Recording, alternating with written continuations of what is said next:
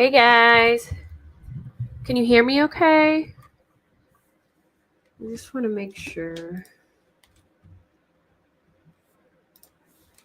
that my stuff is working because for some reason I couldn't hear my music on my speaker. Okay, good. I'll start with the oh, really? Are you in the Maddie Kingsbury thing? I seen that she changed her photo to hey, is Michelle, is that it, or is it Michael? Welcome. Oh, hang in there, Lexi. Hopefully you're healing well with everything that happened. It sucks that we're still here finding out stuff, but yeah, I've seen that. She changed her picture to like a rest in peace Maddie type thing, which I was actually kind of shocked, and I'll give her props for Michelle. Okay, just making sure. I didn't want to call you the wrong name. Hey, Grandma Sherry. Mwah. I'll talk about Henrietta first because I see there's a lot of Henrietta people in here. And then if you want to stay for Madeline Kingsbury case, I'm going to present that. It'll probably take a little longer than the stuff I'm going to talk about now, so I'm going to do that last. But so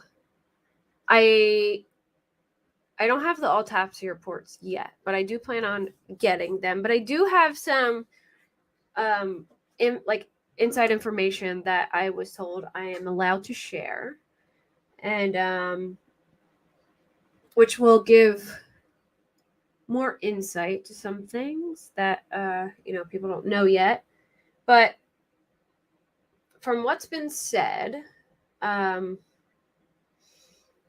and just to let you guys know, if I do get the reports, I'm not gonna read off the really graphic details on stuff, because that's just I'm surprised they even released the autopsy reports because they're minors. And I heard that they didn't inform the Websters before it was sent to the media. I don't know if they sent them all out at one time, but still, they should have, reached out to the families first and been like, hey, we're going to send these out to the media. This is about to break, but they didn't, which doesn't surprise me. So, what we have learned, though, is, which some stuff was what we already knew, that how many times they were all shot. We found out that Brittany and Ivy were both essayed. There is an article where they explain in a little more detail. I mean, it's not too bad. I don't know if I want to say it, but they were essayed. And then the other thing I noticed they said was that Holly, Michael, I don't remember if it was all the kids, like Holly, Michael, Riley, and Tiffany, or just 3 of them, but they said they had abrasions on their arms and legs. So I'm taking that as the abrasions were possibly, hey Nina, like the restraints, being restrained.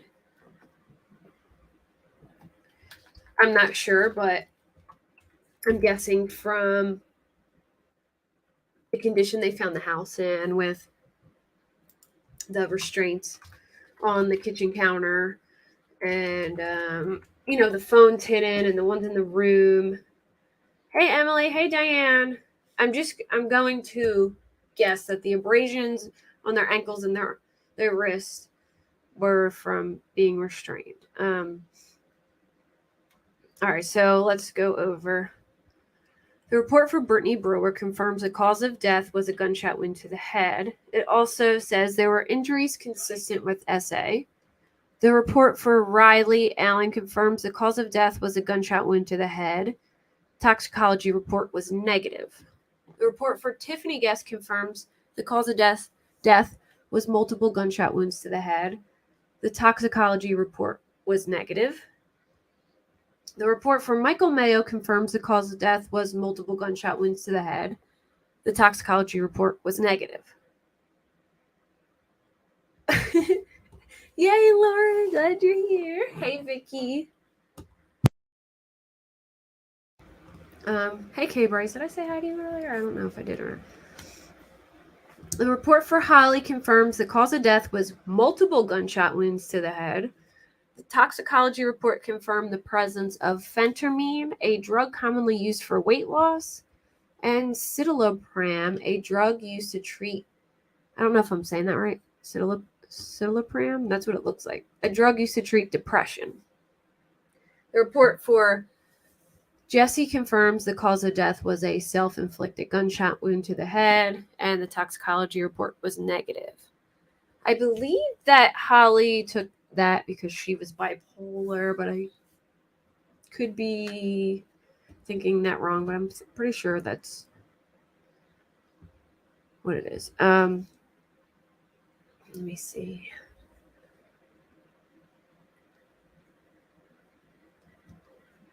Ivy Webster was a gunshot wound to the head. That injury suggests sexual assault was present. Toxicology screening came back negative. Oh, sorry.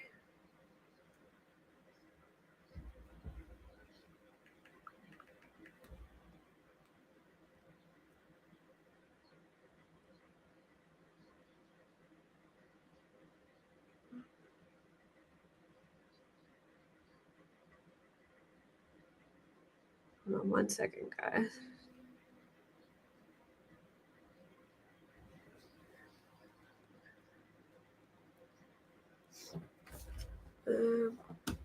All right, sorry.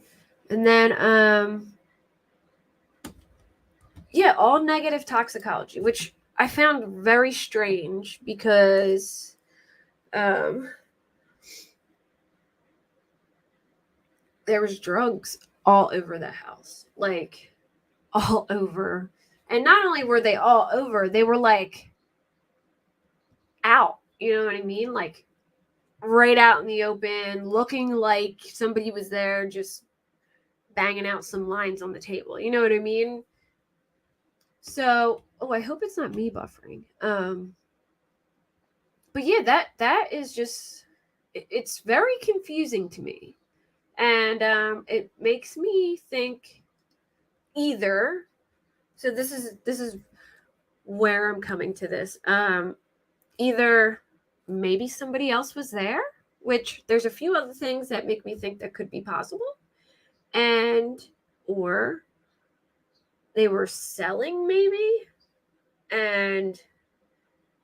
but from what it wasn't like, from what I asked, and there wasn't any, it didn't appear to be like a bunch of baggies around or like a scale or anything. So could there have been someone else present in the house,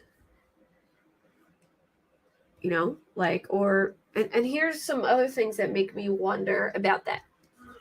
So the guy from the sheriff's office said that it appeared as though it was staged, you know what I mean? Like they were moved and like positioned where they were, and that where they were wasn't where they were killed. And I don't believe Okay, well, that's a good point, Lexi. Lexi said, I don't really think Holly would have allowed him to sell drugs. Yeah, I mean, that would be, like, pretty risky considering, he was a sex offender and, they did checks and stuff like that. So it makes me wonder, like, could somebody else have been there who was, like, doing stuff? True, Lava Gamer, true. Yeah, there was syringes. I believe one was like loaded with something. Now, I don't know if there was any like, are the drugs in the house real? Like, what do you mean by that? There's definitely drugs in the house, like all different kinds, and what appeared, what looked like meth, and there were syringes. Maybe, Catelyn, maybe. But there's a few things that, make me wonder. For instance, I could never figure out why Tiffany had her, they were Tiffany's friends. Okay, so Brittany's dad said that when he saw them, Tiffany was there. So we know Tiffany was alive on Saturday, right? And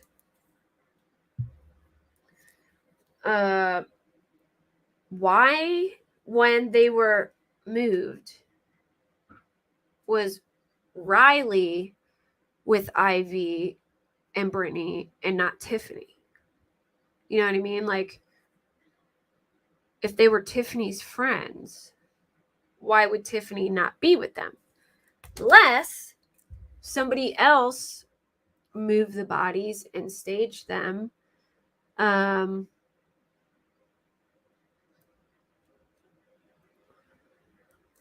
Unless somebody else moved the bodies and staged them. And so if you look at Tiffany, right?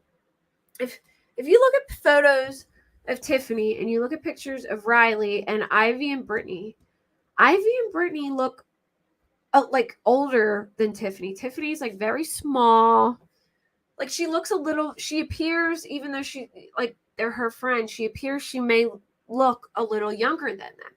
So if somebody else other than Jesse, who knew they were Tiffany's friends, staged the scene, they might assume that they were Riley's friends and not Tiffany's friends. Jesse proclaimed to have a drug addiction, yet made the choice not to do any drugs available before he killed them. Yeah, it's strange. But it makes me wonder, you know what I mean? Could somebody else have staged the bodies and assumed that they were Riley's friends because they looked more, in my opinion, looked more Riley's age than did Tiffany's age? So could somebody else have done it? It's definitely something to think about, And then here's the other thing. Jesse was only like 150 pounds. Moving all, and those bodies were not, oh, how cool. Sherry, I love fishing. Have fun. Okay, so the time of death, I believe they all had the time of death of when the bodies were found at like 3 something. I think Lynn knows that if she's in here, but they didn't like specify different times. But I feel like they didn't even look into that because I think they were all killed at different times, and I'll explain that too. But Jesse being 150 pounds, it was real far away for the bodies to be. And would he be able to move them all himself? Or could somebody have helped him? And then, okay, so here's why I think that they were killed on different days. So there was a text sent to Jan. Hold on. There was a text sent to Jan. I'm pretty sure it was either Thursday or Friday. Lynn, was that Thursday or Friday, the text about the mud puddle? I can't remember now because it's been like 2 weeks since. But there was a text sent to Jan saying, all our phones were dropped in a mud puddle and we won't be able to answer you. Clearly, Jesse had taken their phones, in my opinion, hid them so they couldn't, call anybody or get in touch with anyone. And I think they were killed on Friday. Yeah. So I think they were killed on Friday. And another thing that makes, me think that they could have been killed on Friday, and I've been given permission to share this. Michael had track practice on Friday, and he was found in his track uniform and boots, or shoes that were kind of like boots, and makes, if he had track practice on Friday, then he was most likely getting ready for track practice when I guess things shit hit the fan, you know what I mean? When things went downhill. So I think Holly,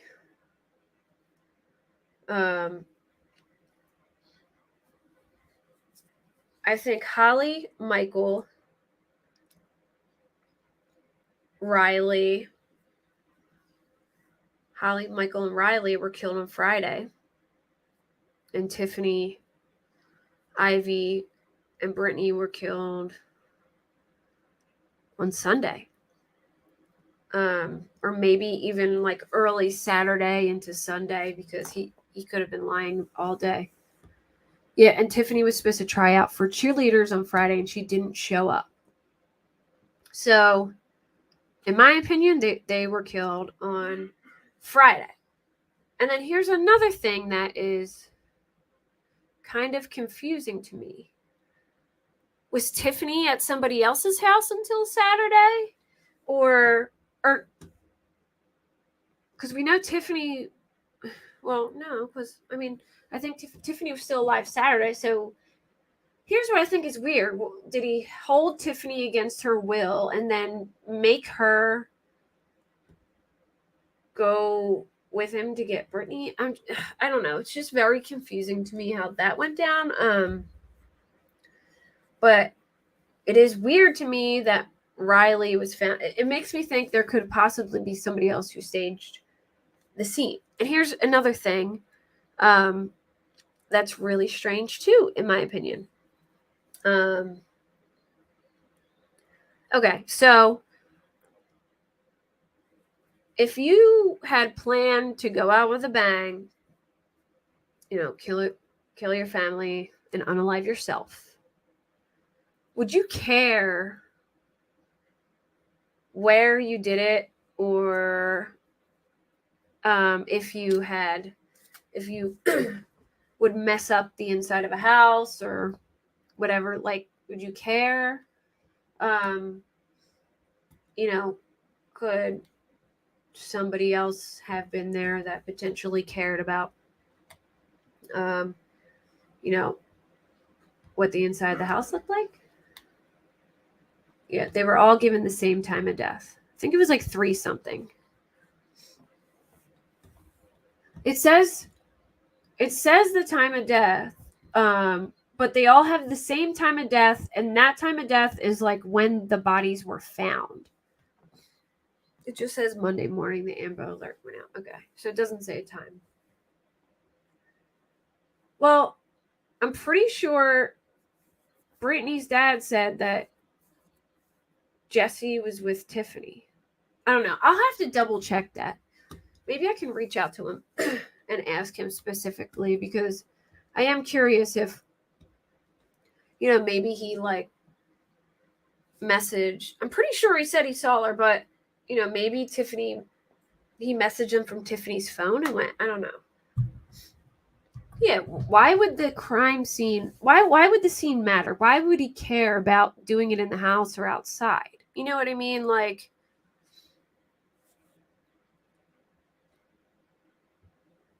why would he care? They haven't said, I don't know. They haven't said where the original location was. I don't even know if they know where the original. Oh my gosh, my phone hit something.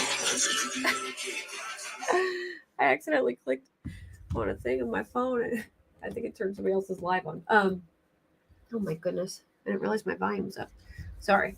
But yeah, it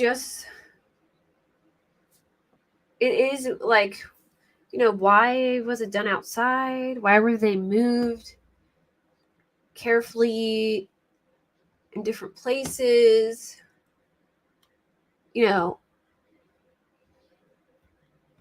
Oh, it's you too. Okay, Lexi.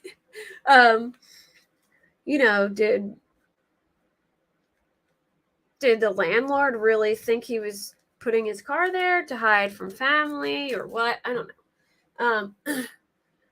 Also, this is something people don't know.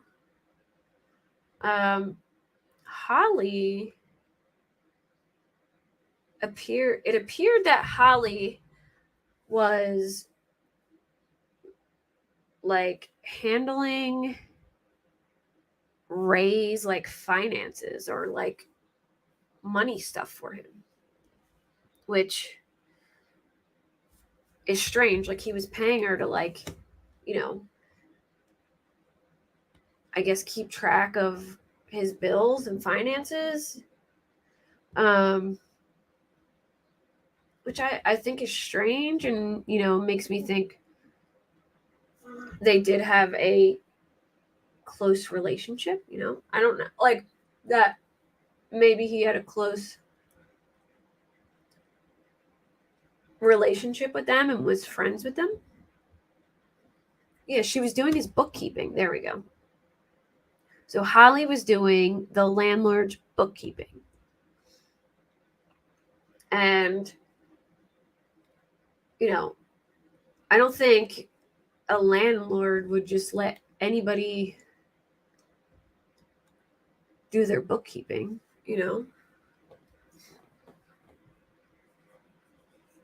I think they were hunted, and that's why they were found outside. Well, it they said it was staged, they were moved there. If they were hunted, you know what I mean? I feel like they would have found blood and things like that where the bodies were.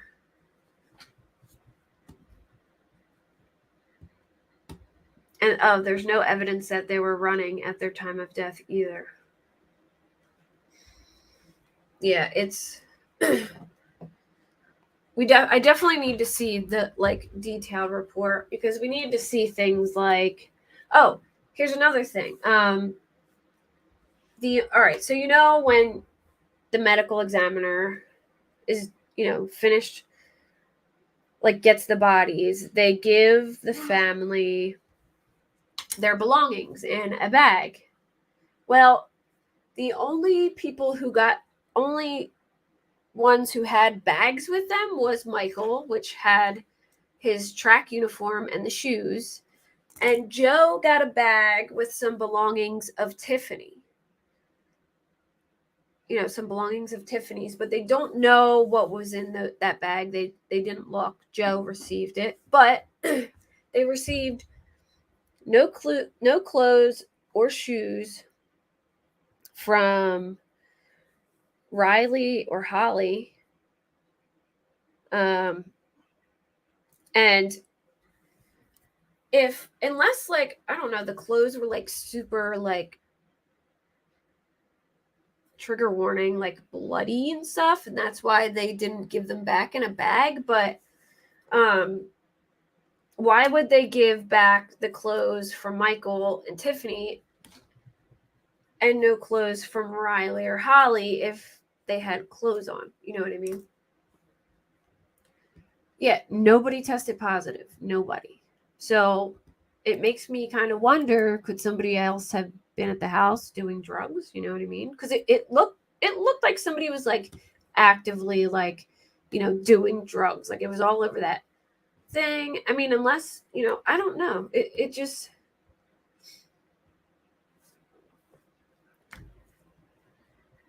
yeah, the abrasion on the wrists and the ankles, I think that they were tied up.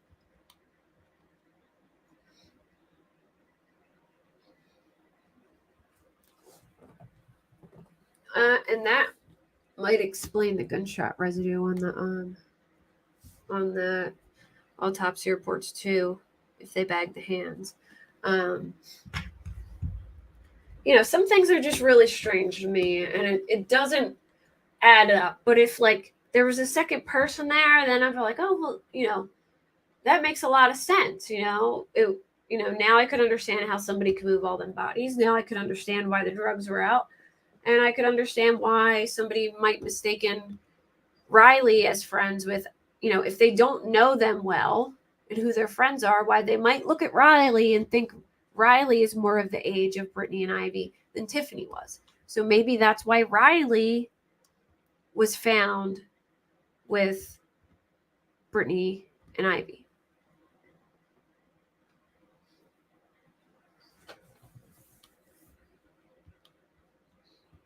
Okay, so no information on Jesse. Nothing besides he shot himself or unalived himself that way.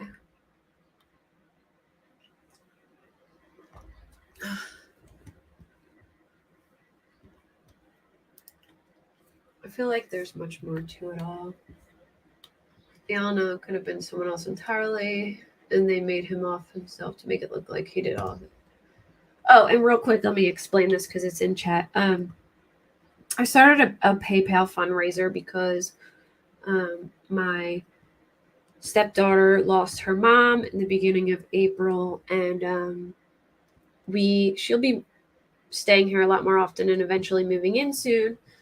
And we are converting like an area of our house into a room for her. And had we tried to do it on our own, it would take us a really long time because we'd have to buy things little by little. So I sucked it up and made a fundraiser, which I hate to do, but I'm sharing all the receipts or anything. So that's what the link is for, if anyone is wondering.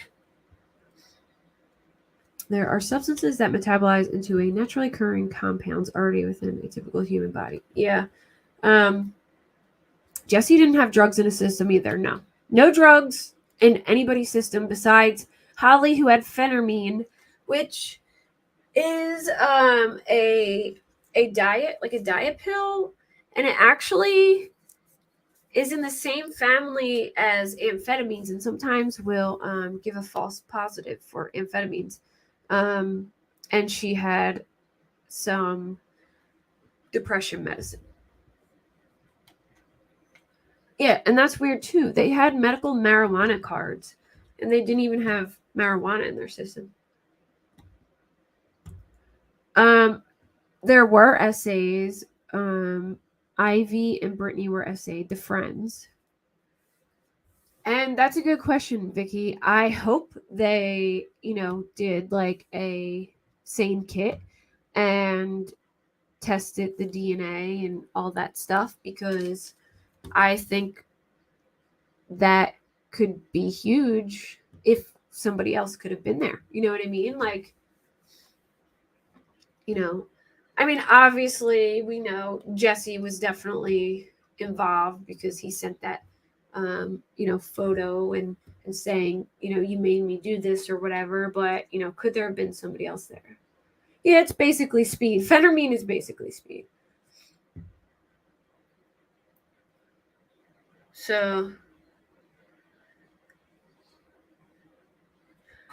yeah, well, yeah, so, if a body is moved after death, like if a body was in an area and sitting for a little bit and then moved, you would notice pooling, like I forget what it's called, but it's like when the blood basically pools to one end.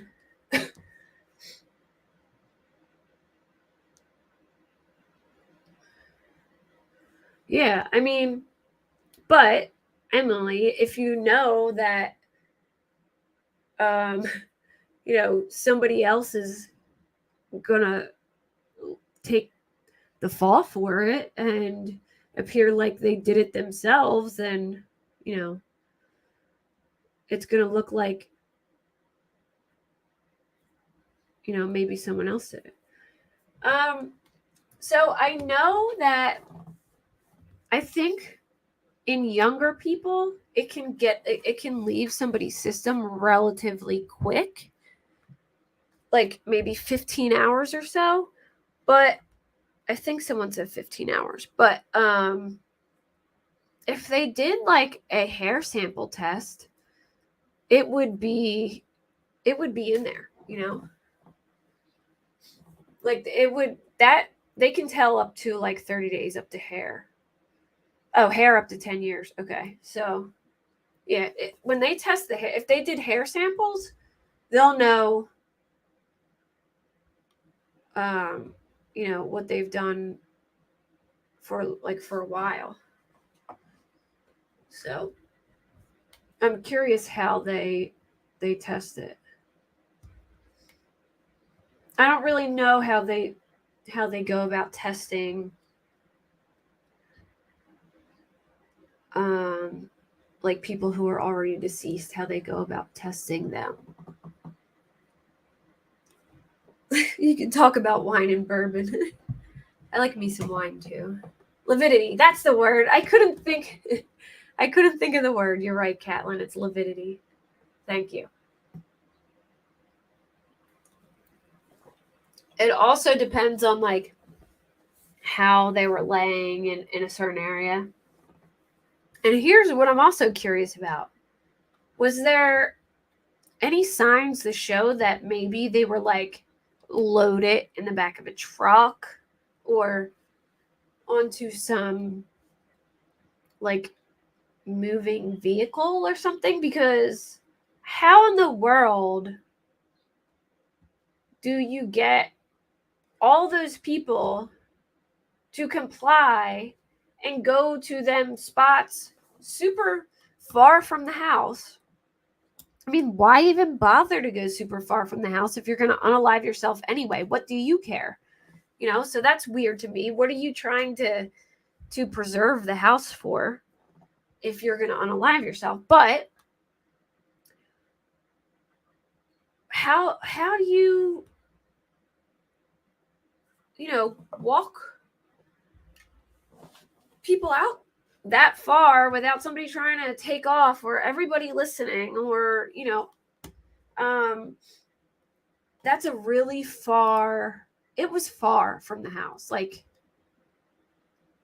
probably like a half a mile. Like if you watch the video of the helicopter footage, like over, it's a big ass property and it's far.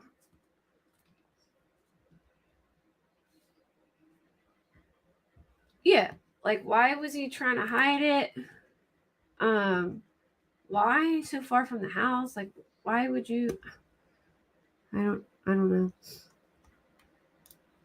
Let me see if I sent myself the like aerial footage, but the aerial footage is like it's a huge distance away. I'm telling you, like you would be like, they'd be walking for at least 10 minutes to get to that spot.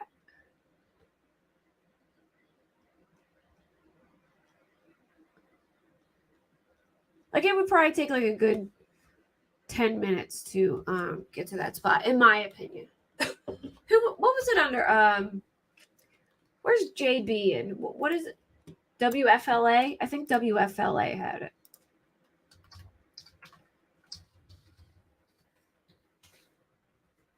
Let me see if I can find it. Here we go. Yeah, look at this. No, this isn't it. Hold on a minute. All right, I'm going to keep the volume down, but I just want you guys to see this, like how massive this property is.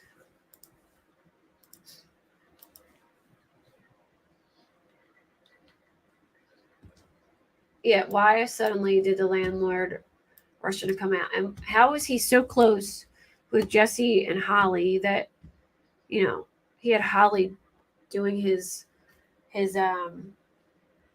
bookkeeping? I mean, it appeared that way. You walked it? It was far? How long did it take you to walk it?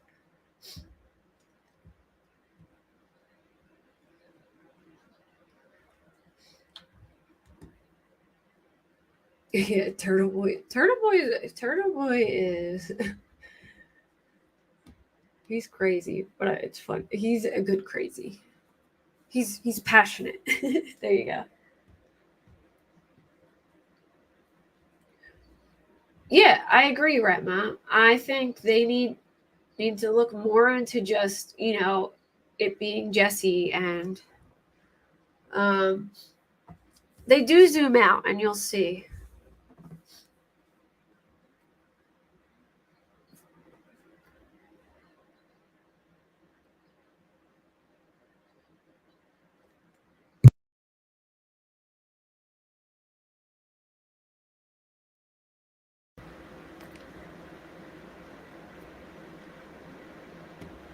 Yeah, I just did a video about it, Aaron. He's dug into that really good. I did a whole video breaking the whole like thing down, but I plan to do more, like go over it more. And he is trolling that Jennifer McCabe so bad. Look how like this person is driving like a go-kart thingy, and like look how far that is.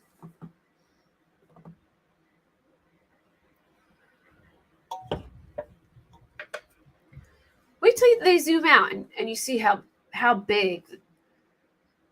So that's the little stream thing. So I think that was where Ivy and Brittany were found. I think because I remember hearing they were found by the stream. Hey MK. Hey Astro from space. I could be wrong, but I think they said that Ivy and Brittany were found over by the tree. That's sad. Were that maybe the other ones were over there? Do you recognize any of these spots, Lynn? Do you, or maybe they're showing it now? Okay, what are they zooming in on now?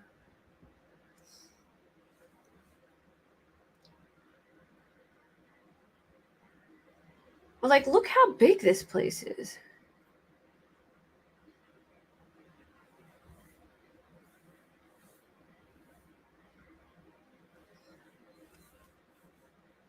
I know it's speculation station. It is sad.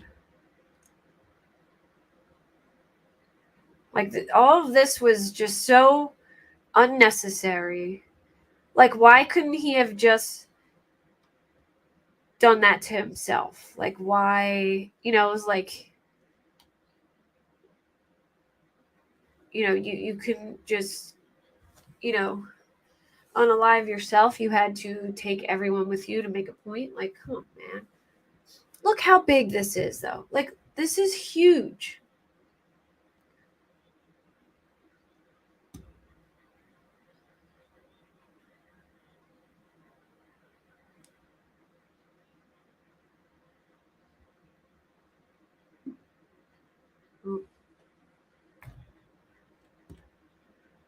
It's their stream.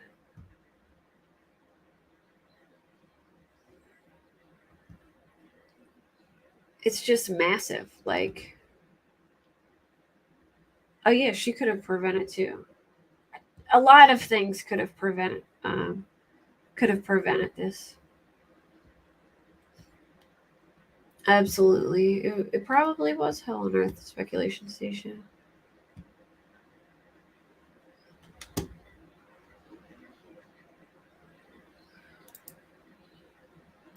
I don't want to keep showing them blue things because I'm not sure if they are, I don't feel right showing that part, so I'm trying to skip past it. And I mean, this is just, like, here's the property, I think, right here. Like, there's the two ponds. As across the street. It's big, man. It's big. All right. But, yeah, I just wanted to show you guys, like, Lexi, anything's possible at this point. You know what I mean? That wouldn't shock me either.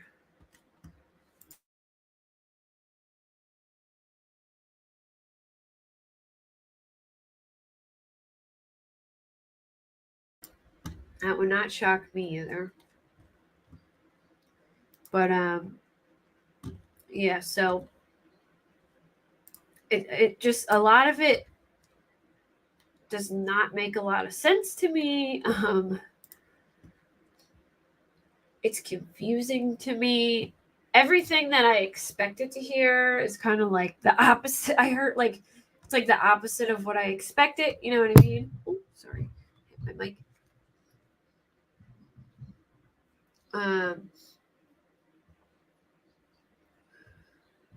Okay, so to give a little more detail, the Oklahoman gave more detail. I'm not going to explain what they said.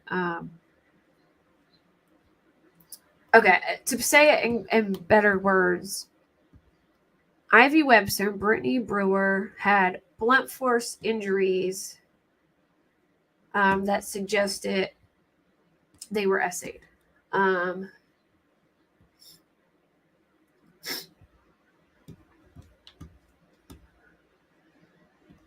The landlord found them after the unaliving. He staged him outside, and then he planned for charge.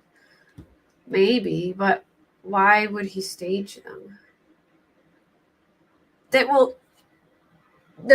Okay, so they definitely weren't killed in the house because there wasn't any evidence that anything happened in the house. So they were killed somewhere else, possibly outside the house somewhere, or maybe in another place. I don't even know, but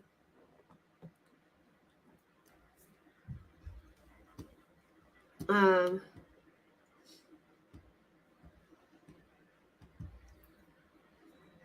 then the other victims were Holly, her children Riley, Elizabeth Allen, Michael James Mayo, and Tiffany Dorgas. The wife, identified in the report by her married name, had gunshot head wounds and arm and leg abrasions. So sounds like she was, possibly restrained. Like, that's probably what the abrasions were also found on her children. So Riley, Tiffany, and Michael seemed like they may have been restrained as well.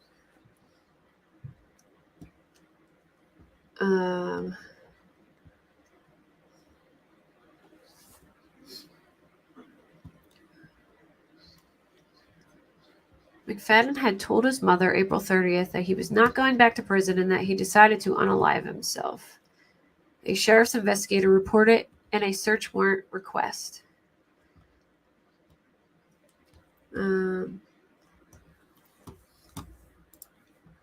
So yeah, once I get the details, like, I'm curious, like, were their feet dirty? Did they have lividity?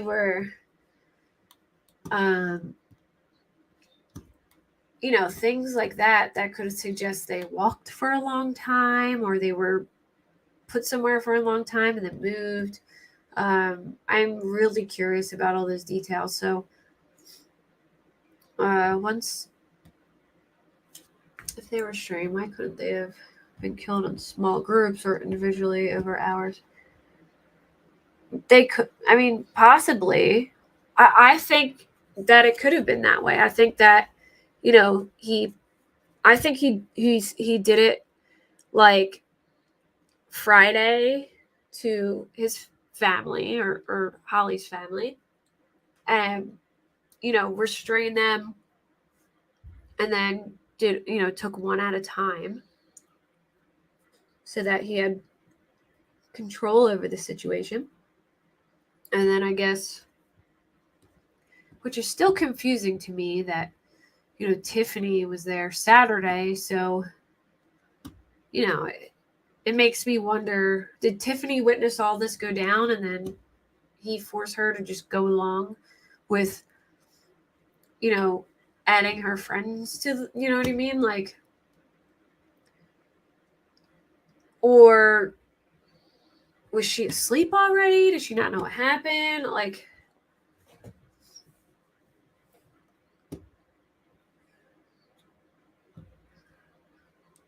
I don't know. I don't remember. I'm not sure if Tiffany was at Walmart too, but I thought she was. But that's a good question. I'll need to confirm that completely. Yeah, the cause of death. So Ivy and Brittany had a gunshot wound to the head each. Holly had like 3 gunshot wounds to the head. Hold on. Where's the other one where it said that? I used to know exactly, but I don't. Okay, so Riley was one gunshot wound. Michael had multiple gunshot wounds to the head. Tiffany had multiple gunshot wounds to the head. I think Tiffany had 2. Michael had 2. Holly had 3 gunshot wounds to the head. And then Riley had 1 gunshot wound to the head. Brittany had 1 gunshot wound to the head. And Ivy had 1 gunshot wound to the head.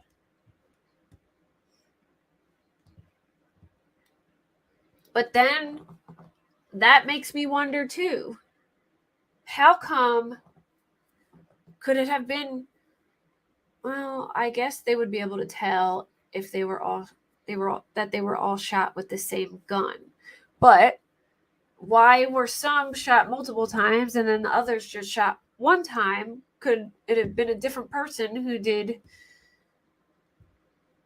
the other ones? Or, you know what I mean? It's very confusing to me. Or maybe Jesse just realized that all the extra gunshot wounds weren't needed. I don't know.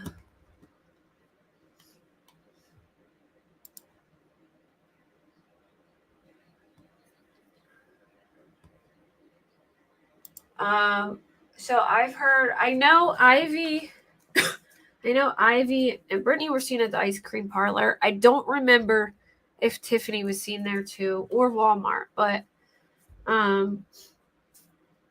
maybe we can, I don't know if they've actually like confirmed that. Like, I don't know if Ellie has like, I know people said they saw them there, but I don't know.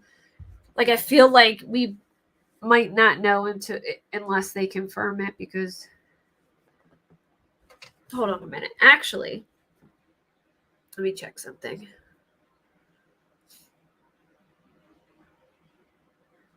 Let me check something real quick.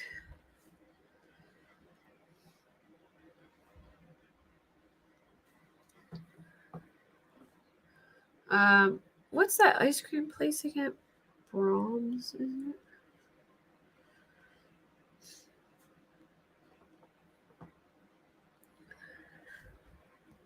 Okay, so he was seen at Brahms. This is what I was told. He was seen at Brahms Saturday night with 3 girls. The guy was noticeably older, and he was hugging all over one of the girls. The person who saw them, it made them extremely uncomfortable, and they left. Then Monday, when the Amber Alert, came through, they immediately recognized them and went to police, and they believe that it was Brittany was the one he was hugging all over. Sorry. I had like an itch in my throat that came unexpectedly. I believe Brittany's dad said that she was. I mean, I might be able to, ask him or see if I can message him and ask him or find that out somehow. But I think he did say that that she was, which really hurts my heart because it's like, did he somehow, keep her like from knowing what he had done, or did she know and be forced to like go along with all this out of fear? It's just a terrible thought, because I do think that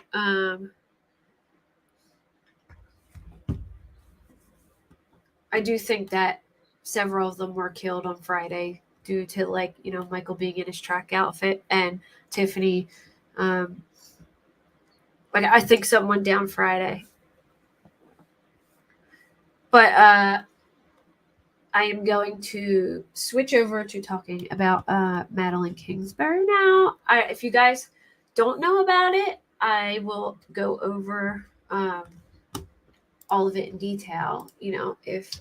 Which it's really interesting. So, and her. Okay, basically, it's this young mother of two. She was she dropped her kids off at school with her kid's father. Now, her and her kid's father,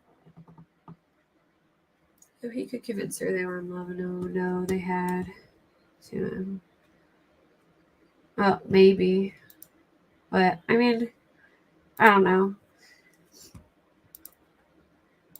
I think she was probably, if anything, she was just scared of him. Well, so Madeline, she went with her kid's father to drop them off at daycare. Now, her kid's father, she had recently broken up with, but they still hadn't found places, like a new place to live. So they were living with each other, although they were broken up. They returned back to the house. Okay, so Madeline was last seen Friday, March 31st, after dropping her two kids at daycare off at 8:15 a.m. Then the father of her children, Adam Fravel, and I'll show you pictures of them real quick. I think I saved one.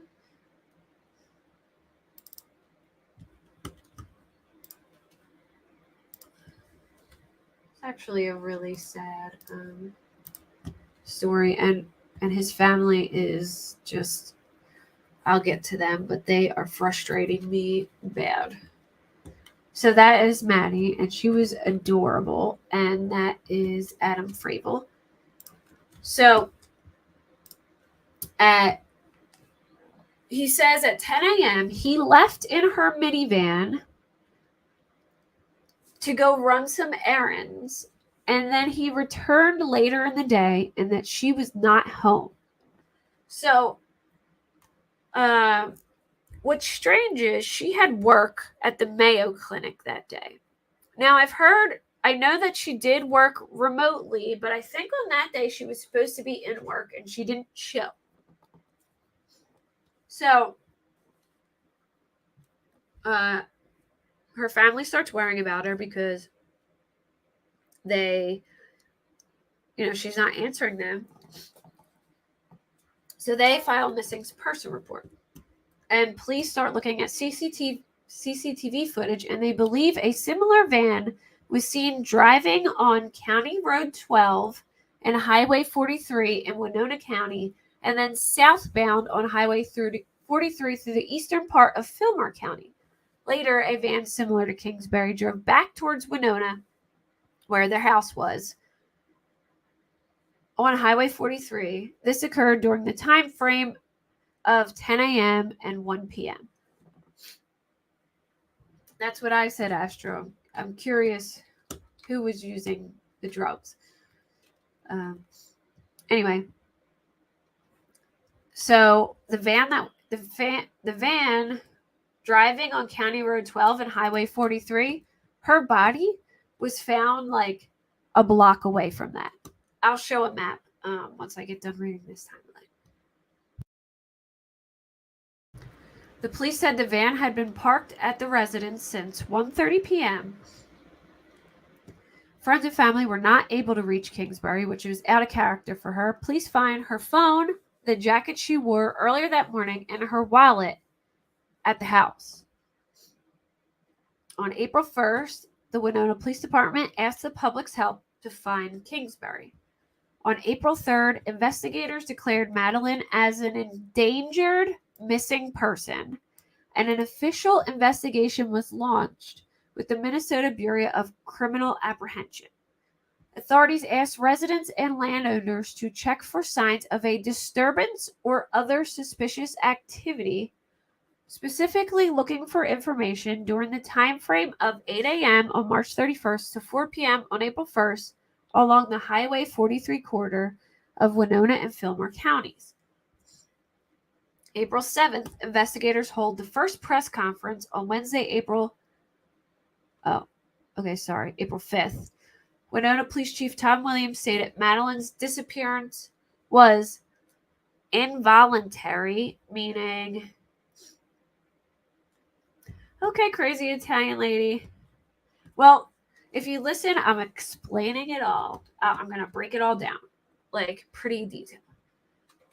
So, the police say her disappearance was involuntary and suspicious. So right off the bat, they're basically telling the public something ain't right. She didn't leave on her own accord. There's no evidence of her ever leaving the home. I just started talking about this case, Callie, like 5 minutes ago. I was talking about Oklahoma before this. So I'm really at the beginning of it. Basically, a woman named Madeline Kingsbury, she goes with her ex to drop off her kids at daycare. They were still living together, but trying to find places to move. But because they hadn't figured out a living situation yet, they were still living together. He tells police that he took her car and went to run errands. And when he came back at 1:30, she was gone. They have him on CCTV footage at County Road 12 and 43, which is like a block away from his parents' house and like 2 blocks away from where her body was found. And then, they have CCTV video of her van, driving in that area specifically. The police do a press conference and say that it was involuntary and suspicious. Madeline's family attended the press conference and announced a $50,000 reward for information leading to her whereabouts.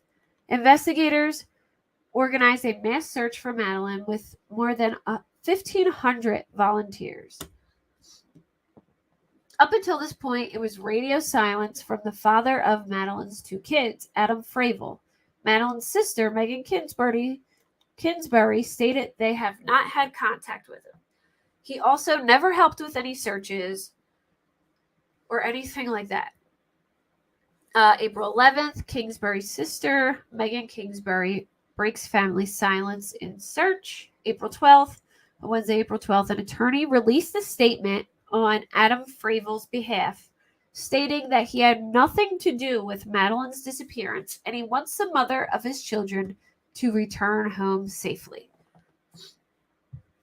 Throughout this time, law enforcement had been conducting searches and volunteer groups have grown on social media.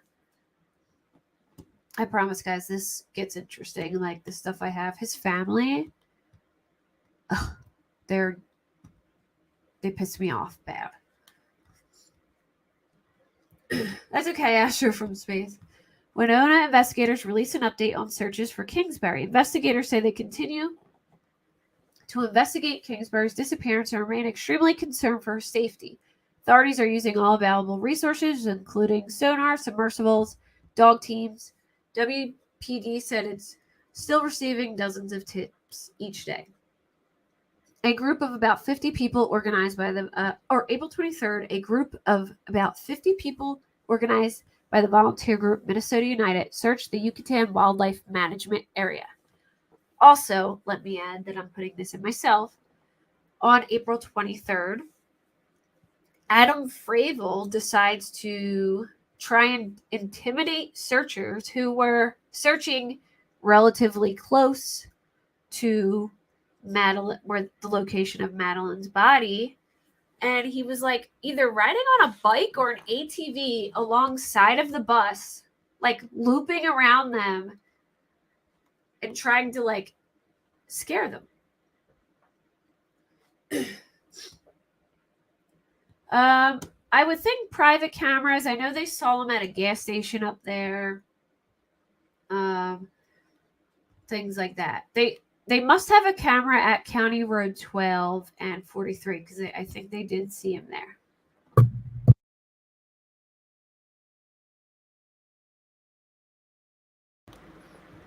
So April 26th, investigators are asking property owners in Winona and Fillmore counties to report old wells from before 1925. Old homesteads, windmills, and windmill bases. Investigators are all asking people to report any sinkholes that are accessible by car. April 29th, a team of about 100 volunteers organized by missing person advocate group Minnesota United and Finding Madeline Kingsbury came together to continue the search through the old Whispering Hills Girl Scout camp in Yucatan, located in Houston County. May 5th, hundreds from Winona gather for a vigil. May 15th, Adam Fravel appeared in Winona County courtroom across from Kingsbury parents for a custody battle over the two children. Here's something crazy too. So Adam had the children, and CPS came to remove the children from him because technically he does not have rights for the children because they were not married. When CPS showed up, he slammed the door in their face, or he grabbed his kid, brought him in the house, slammed the door in their face, locked the door, started cursing at them, and basically, like, you know, put up a little bit of a fight. Not a physical fight, but, you know, like a fight, like, would not hand over the kids right away. And then he filed for custody, and they you know, started having a custody battle over the kids. Volunteers on May 27th, volunteers gather at the old YMCA parking lot in Winona and hand out blue ribbons and light bulbs in honor of Madeline. They search along the Mississippi River shoreline. On June 5th, it is announced that the children will remain with Kingsbury's parents until a custody hearing date is set. So, for some reason, on that day, Adam Fravel admits that that the children need state protection. I'm not sure if maybe he knew they had a lot of evidence against him and knew that like an arrest was coming, so that's why he did that. I'm not sure. On June 7th, yesterday, Winona County Sheriff's Office confirms a body has been found north of Mabel. It is confirmed that the remains are Kingsbury's.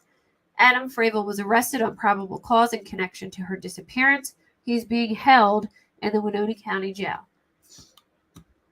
Today, June 8th, the family of Madeline Kingsbury confirmed the body found north of Mabel on June 7th is in fact Madeline. Winona officials hold a press conference confirming autopsy results that the remains were Madeline's and share more details leading up to the discovery. So, let me show you my Google map so you guys have an idea. And then I'm going to show you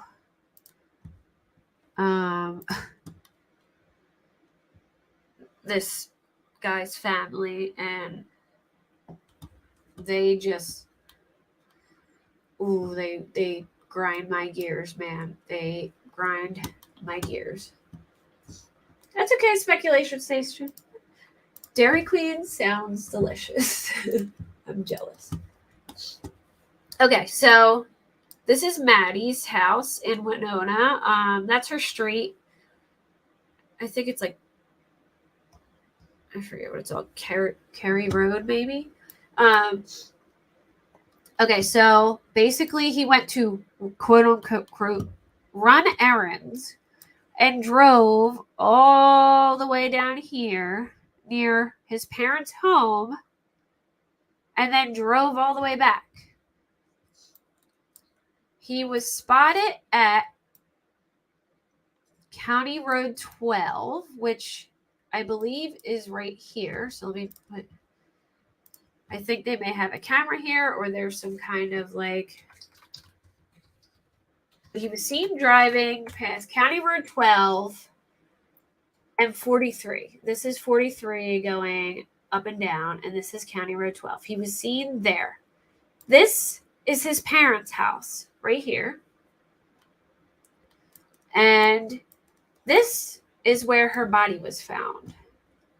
It is literally like 1, 2, 3, 4, 5 long blocks from his parents' house. It was a gravel access road, like a county access road. I'm thinking this is just like a utility shed here, and he had her like hidden in this brush area.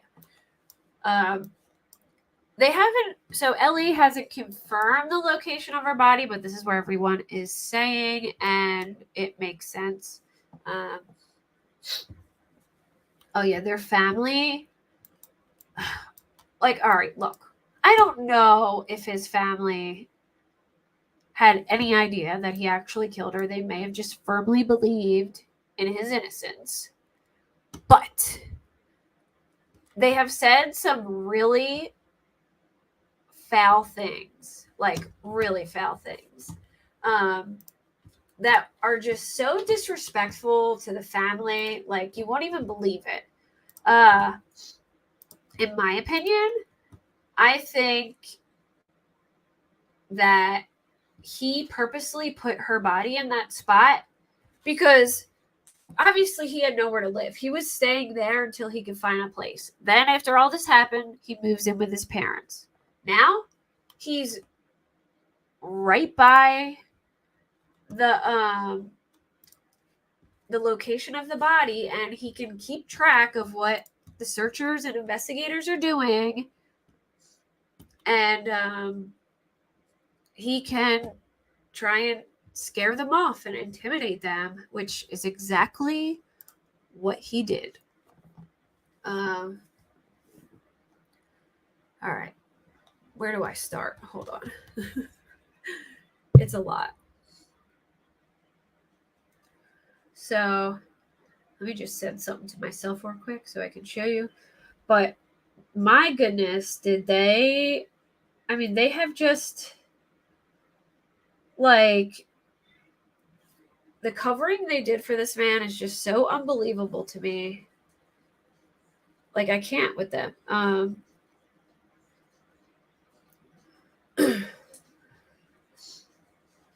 All right, hold on. Here, I have a bunch of, I don't even know the order that it's in. I just collected everything I could find that his family was doing. So I apologize if it's not in like a neat order or anything, you know what I mean? But I'm just gonna show you guys what I have found. And this stuff is like all public. So, all right. So first we'll start with, you know how that CPS incident happened where he, you know, like locked the door, whatever, and you know, all that stuff went down. I think this is in reference to that.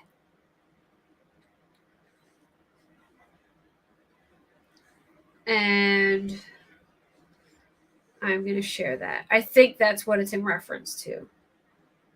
Like that's what I get from it. I could be wrong though. It could be something else. Okay. So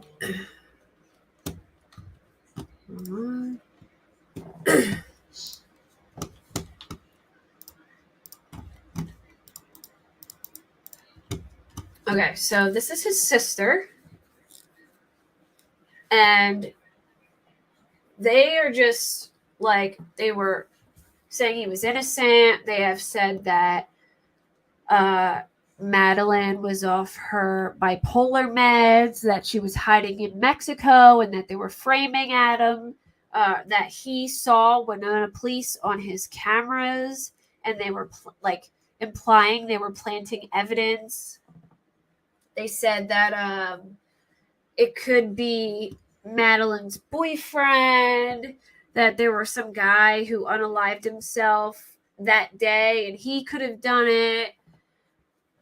They said that her family just cared about the money. They said that all kinds of stuff. I mean, you wouldn't believe the crap I'm not sure, Lori.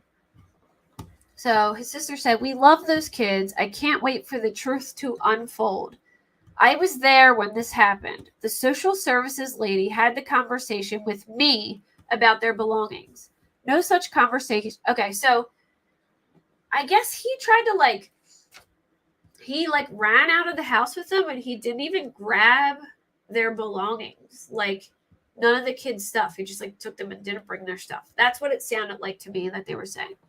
She said, "No such conversation was spoken to my brother about that. I love how corrupt this is all becoming. I saved every video of that event. Don't believe everything you see from the media." Then this girl says, "I never stated there wasn't love for the kids. I know Adam personally, and I know he loves them, but his actions are disgraceful. So I do believe what I see because I've seen him mad, happy, drunk, belligerent. Also, if he were responsible, that he should have spoke with them, not sent out family in battle, as your lovely father had termed it. Go find some other post to harp."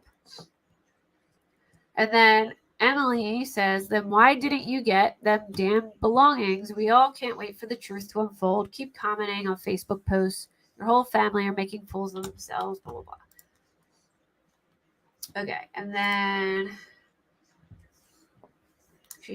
I would love to see the unedited version of those videos. Sorry, but I am more prone to believing the social service workers who had devoted their lives to protecting children. Please show...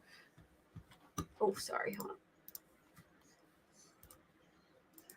"Please show us some evidence of corruption." She said, "I can't just share that on Facebook. You'll have to wait, and it will be revealed when it's needed." And then she says, "Right, again, I think I continue to believe social workers' accounts of the events."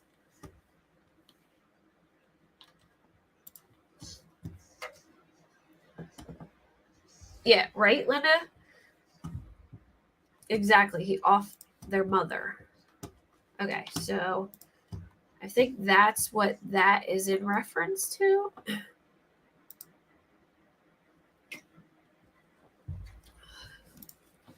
So this is just in terms about custody.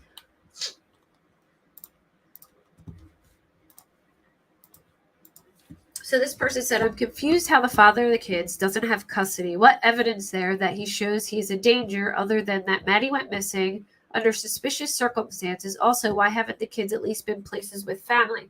Something seems off here." Then I think Kayla, it was one of Maddie's friends, or either friend or family. "Firstly, it's a legal standard because they were never married. He has never had a legal claim to the children. There was a pattern of abuse already established." So I guess there was some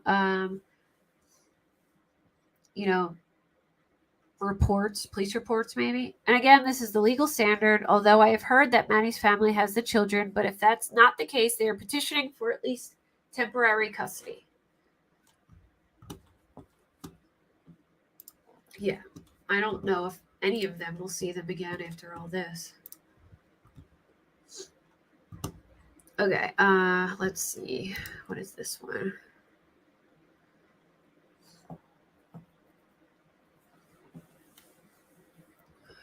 Okay, this was false. People were saying that she was found on the aunt and uncle's property, but that's not true. But she was found very close to Adam's parents' property, but she was found on a public access road.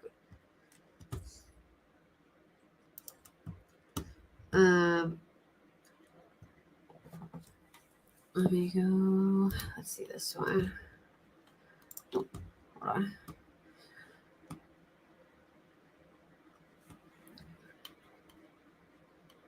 Okay, so this is somebody saying that her mom was part of the search group. Okay. Now, his family intimidated searchers a lot. They tried to run people off the road. I'll show you pictures too. It's crazy.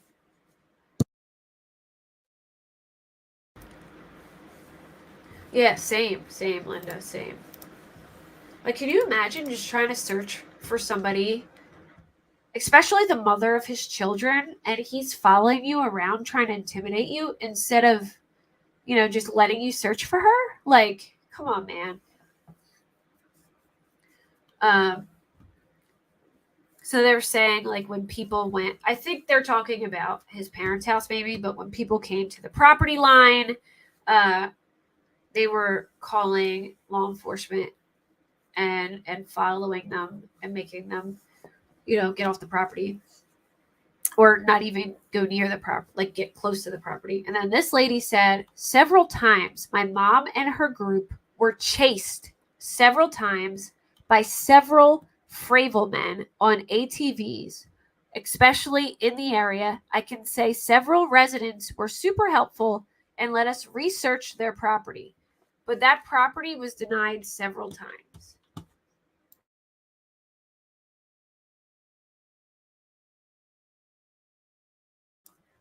All right, I'm going to show you guys a picture real quick, which will also,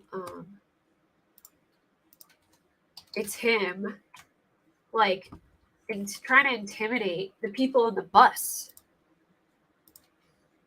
that were just going to search for her.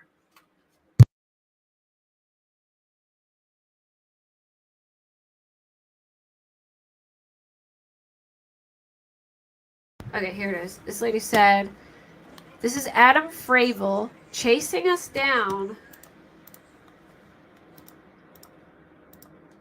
while searching for Madeline. You could feel the evil. So you can see they're on a bus going from area to area. And look at him riding up on the side of the bus on an ATV, staring them down. They said he circled the van several times. They were scared. And she said it was very much near the location of where she was found. So obviously, in my opinion, just my opinion, he purposely put her in that spot so he could keep track of what was going on and make sure nobody got too close to her. It was an ATV, but I did think that too, Aaron. But he was making sure nobody got close to her body. And if they did, him and his family were trying to I'm pretty sure his brother tried to run somebody off the road. They were riding up on them on ATVs. Bro, 13-year-old in 1997. Wait till you guys see this too. This is also talking about Adam. Y'all are going to be like, what? Who does this? when their children's mom is missing. It is literally disgusting. She says, I heard about this. He mooned people. She said, gross. Basically, she was answering to like when they were intimidating people on the ATVs. So that she commented, I've heard about this. He also mooned people and asked how he was going to watch his midget porn when they took his phone. He said he asked him how he was going to watch his midget porn. Like, what the heck? Like it's a joke or something, you know?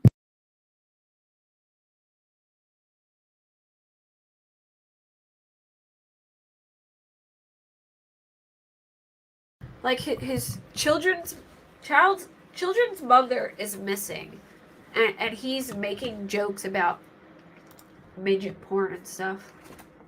I'm sorry, guys. My sinuses are killing me because of this smoke.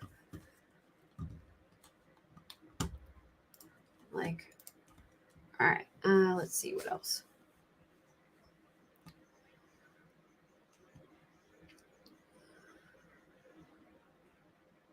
Okay, here we go. Here's another one.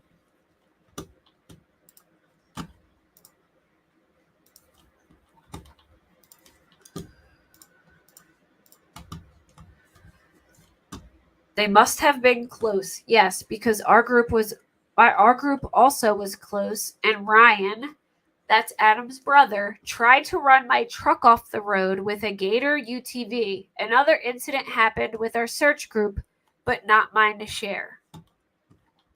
So something else happened too.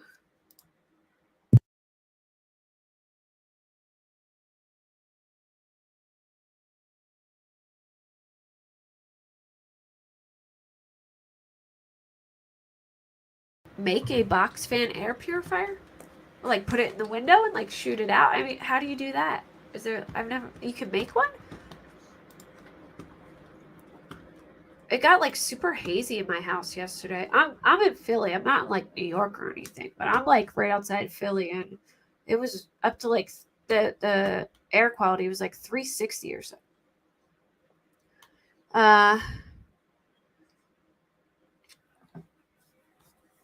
Someone said they saw him at the Quick Mart in Rushford, like he was on camera there. Okay, so somebody messaged him on Messenger, and this is just some of the stuff that he was saying to him to try and like, you know, to make it look like he was innocent.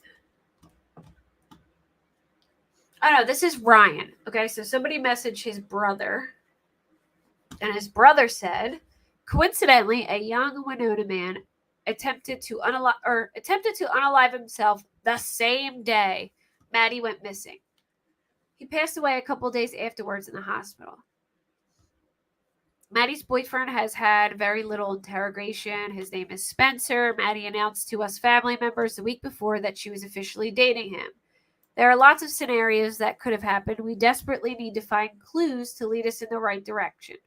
Currently, we are searching downriver near La Crosse areas. So that's what, of course she is, Risk. So this is what his brother was telling somebody.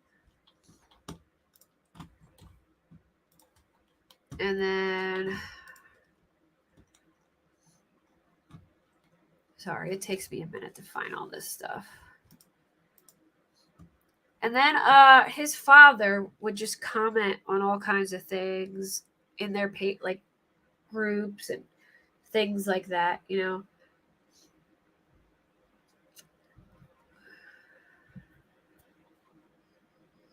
Hold on. So this is his dad commenting on something.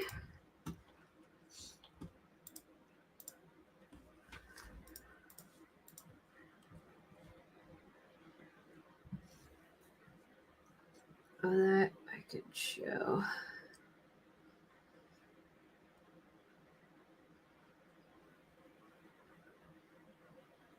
Hold on a minute. Okay, so it says missing mom, Madeline Kingsbury's sister, is desperate for answers answers amid suspicious disappearance. And then he said, "What would you really think?" And then it said, in quotes, "She wouldn't have just left."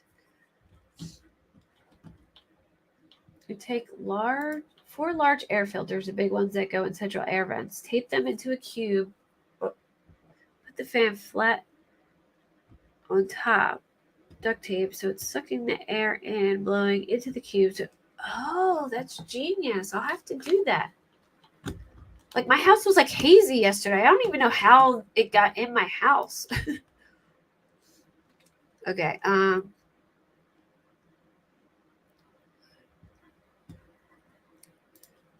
Here is...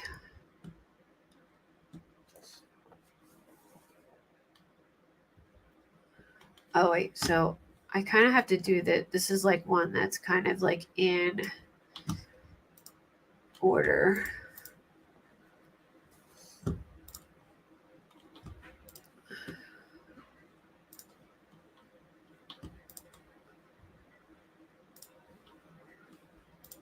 Okay, so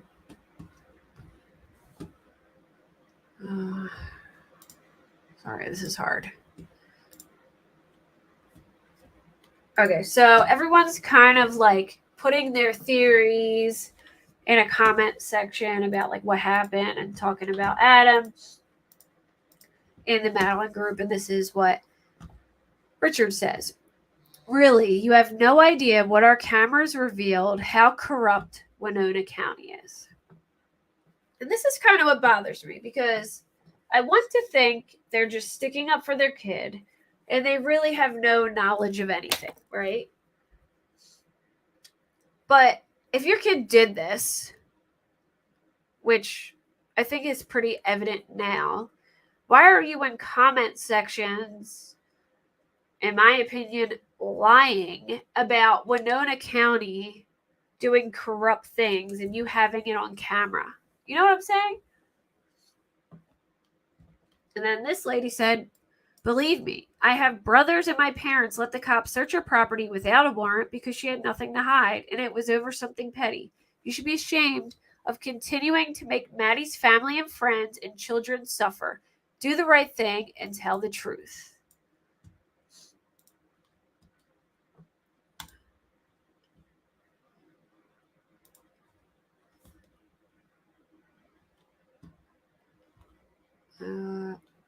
Someone said they think he was going to try and take the kids and leave.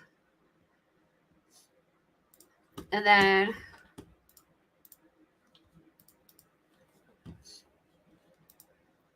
like, you know, I'm not saying they know anything. I'm just saying, why lie about it? You know what I mean? And then someone said, "I had a feeling about this. He should be the one who they are talking to." And then Richard, his dad, said, "Like, they haven't been. You people have no idea. Drama." And then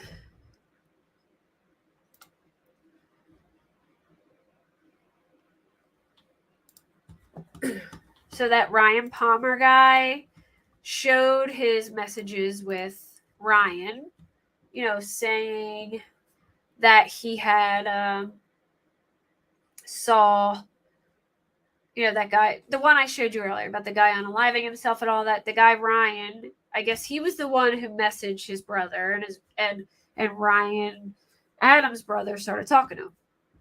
So they asked Ryan, "Did you show the messages to the police? Even if they seem far-fetched, there is a reason he is putting this information out there." And Richard said, "Well, she did." "So really? Now you have blamed all of us Fravels? My son is innocent and wants her found more than anyone. If you have proof, bring it forward. Otherwise, shut your opinion down."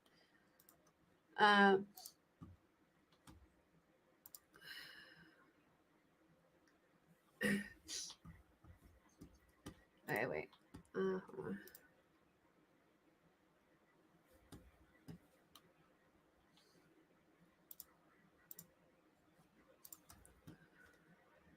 All right, give me a minute so I can show you if it's still up, because I feel like I'm surprised that if it's still up. All right, so this is Richard's Facebook page. his dad.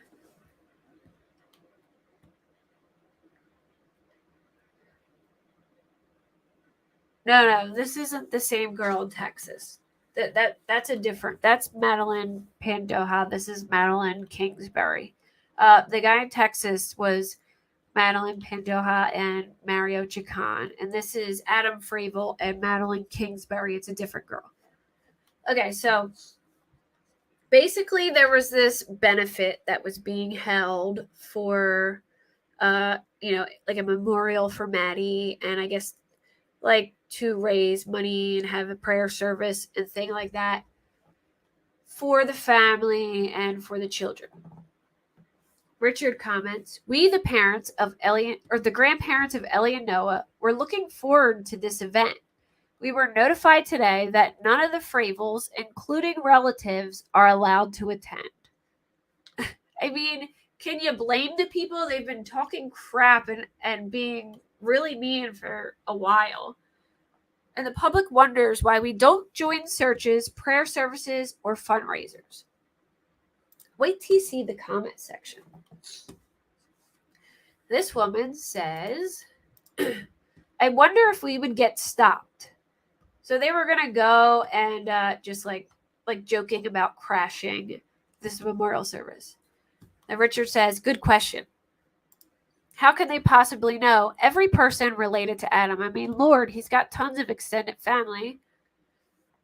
His dad. They just cut their attendance by 30%. And then that's the dad's sister. I don't think I would want anything associated with them. People saying that they think of that, they're thinking of them, blah, blah, blah. And then this person says, "Without a court order, which I don't think they can do at a public venue, I'm not sure they can legally stop any of you." And then this person said, "That's what I was thinking. Since when is this a thing?" Richard says, "This issue is it was requested from the owner, which I'm sure was requested from the Kingsburys."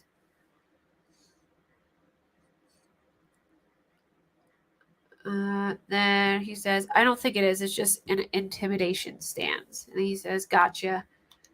And then his sister says, "Definitely. Exactly. They're acting as if my niece and nephew don't have another side of the family. It's a disgusting act.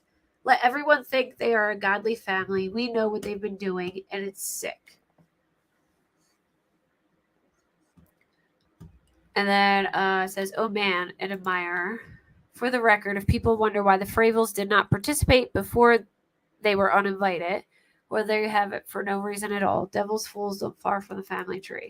And then she commented, "For no reason at all, so it was just to be a dick. Who said Adam went anywhere when the kids were taken? Stop feeding yourself BS." And then Adam's aunt says, "They are just after the money." Rachel says, "As much as I want Maddie to be found for everyone's sake, especially Ellie and Noah, I really hope that is not the case. That would be so wrong. Although people do pull things like this nowadays, I keep praying for a good outcome." And the other lady says, "This is so wrong. Continued prayers for answers." Then he shares this meme. "Rumors are carried by haters, spread by fools, and accepted by idiots." And then the comment section. "I have heard all sorts of new info about you guys I never knew before. My favorite is the pig farm and the incinerator you supposedly have. I'm sure you and Anne are also going through a hard time." And I'm sure they are going through a hard time. And I do feel bad if they really believe that he was innocent, that this is happening to them. But I do think they were hella disrespectful.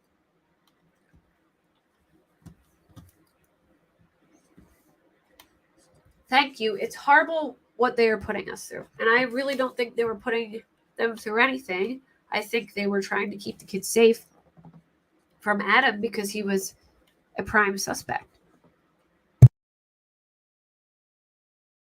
And they were afraid that he could have done something to them as well. When I think, if digital evidence led them to her body, then I think they have a pretty solid case.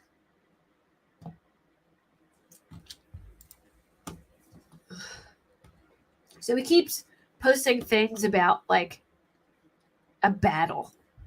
continuing Fravel's family battle. Hang in there. Keep fighting. I guess the battle for, like, you know, custody of the kids or whatever. But, I mean, if you are, the prime suspect, the last person to see the kids, the last person to see their mother, and you're seen driving in her van, and there's no signs that she had left the home, I mean, how can you blame them for, you know, feeling that way? The fact that they even said they were all about the money, why this family is just missing their child, and these kids are missing their mother, and it's like a joke to them. You know, more battle stuff. This is how the Fravel family is fighting this battle.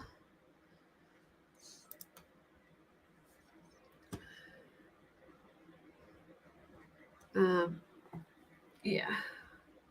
So that's that comment about the money was just, oh, he is a warrior. Yeah, right?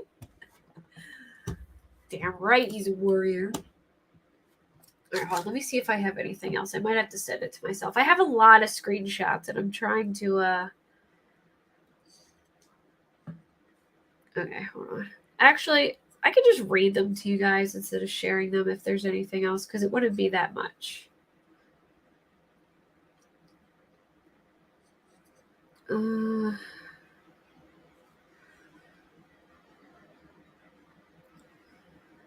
You guys saw the pictures of him, like, stalking the car.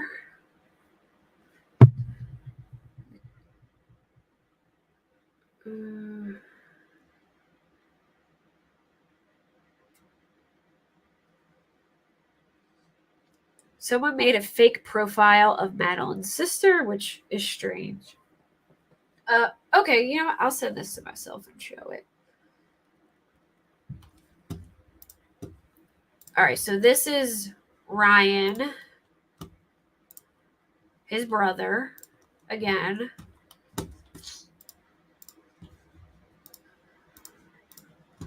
We believe she may have wandered off. Coincidentally, she stopped taking meds.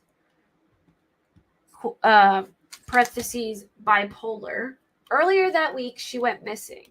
We believe she is alive, and we want to find her.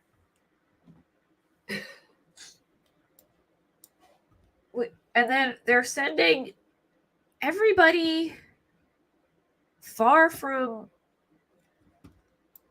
I don't know how far. Well, we can look that up and see if, let me write that down. See, because I feel like La Crosse, they said La Crosse for a search area, which was pretty far from where her body was. So it's like, did he know where to not send them? You know what I mean?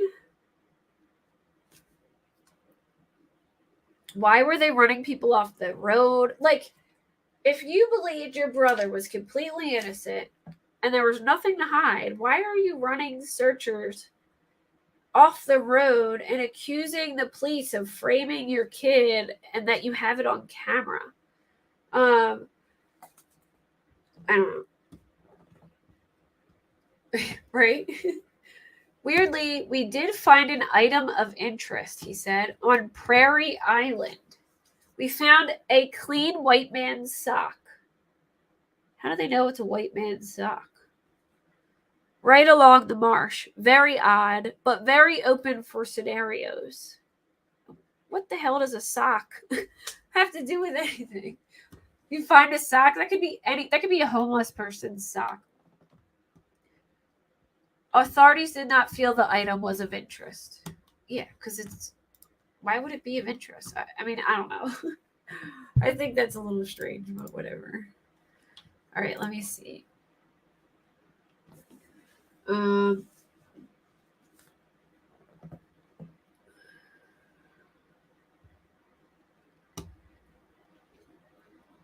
I showed you where it said. She said they're just after the money, and then the sister said, that's true. Too many money-hungry people. If I knew where she is, I'd grab that money too.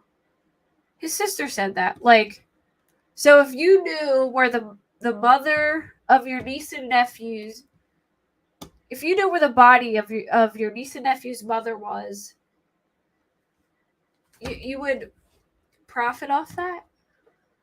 Like you would, you know what I mean? Like you would want to.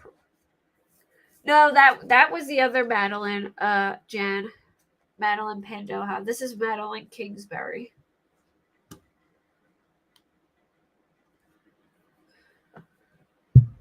Yeah, maybe, Aaron. But still, even then, like, I don't know how that would be of interest. So, remember that lady said, okay, the girl said, his brother tried to run my truck off the road when we were searching with a UTV Gar. Well, then, this is in a different thread. Another lady said, the bad evil vibes both times. They chased us and tried to run us off the road. And then she said, we were too close to the lion's den. And then the other girl said, absolutely. So they literally chased the searchers. Like anytime they got remotely close to her body, it seems. Hold on. And then someone said, this area should be searched by police and evidence, potential clues if it hasn't been already. If you can recall where this was, I would get the police these photos and any information you have now that he is arrested. If he was trying to chase you off, he clearly had something to be hiding. Just my thoughts. And then the lady said, shit, good luck. Fillmore County called one of our searchers and told us not to harass them. Even though we were just searching properties, we had permission and being on public roads. So they weren't even on their property. They weren't bothering them. They were searching in areas where they had permission and public roads. And they called the police. Obviously, they were probably close to where she was, and they seen it, and they called the police and said they were being harassed. And someone said, was she found near the area he chased you? And she said, yes.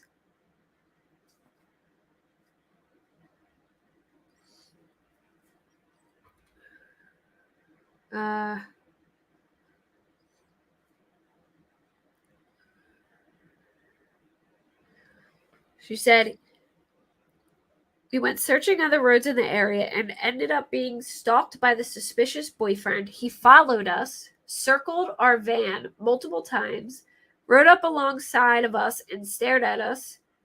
I took videos and sent them to the police.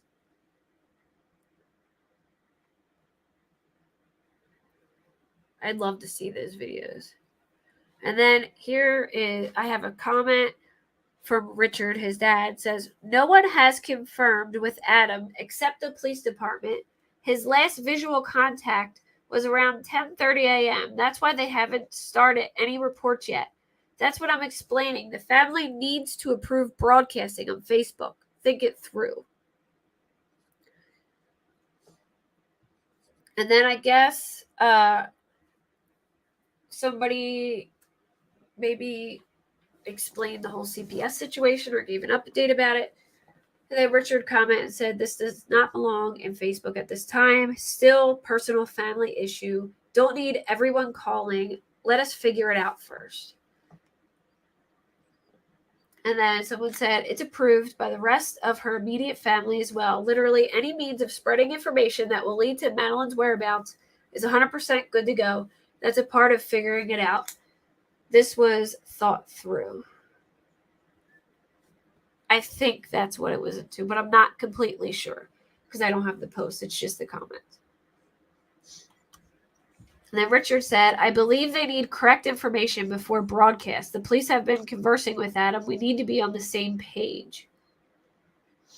And then, okay. So I guess they gave, all right, let me rephrase this. I guess they gave like a timeline of what happened between Adam and Madeline. Like he got home at this time and took the car and blah, blah, blah. And then Richard tried to get them to take it down, saying it was still a personal family issue and not to post it. And then the guy said, sorry, but it's approved. Any information that could lead to finding Madeline is good to go.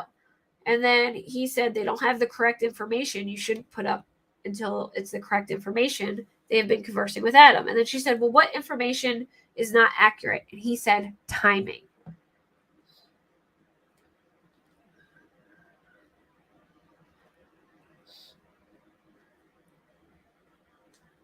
Hold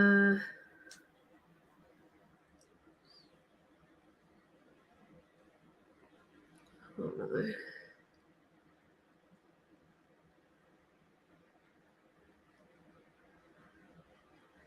Checking to see if I have any more interesting stuff.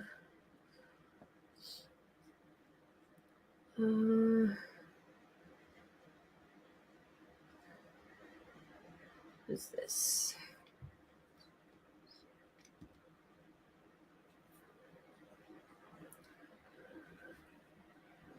So they had the press conference today. And let me just say, there's rumors going around that she was found on his aunt and uncle's property. That is not true. I played the press conference earlier. It was right off of Highway 43 and on a gravel public access road. So it was not their property, but it was just blocks from the property. Literally. Like they could literally ride ATVs around there and see what everyone's doing and try and keep them away. That's how close it was to his parents' property. And I believe he purposely put her there for that reason, so he could monitor and scare people away from there so they wouldn't find her. And when they got too close, obviously, say they were, make up lies that they were harassing them and things like that, so they would leave.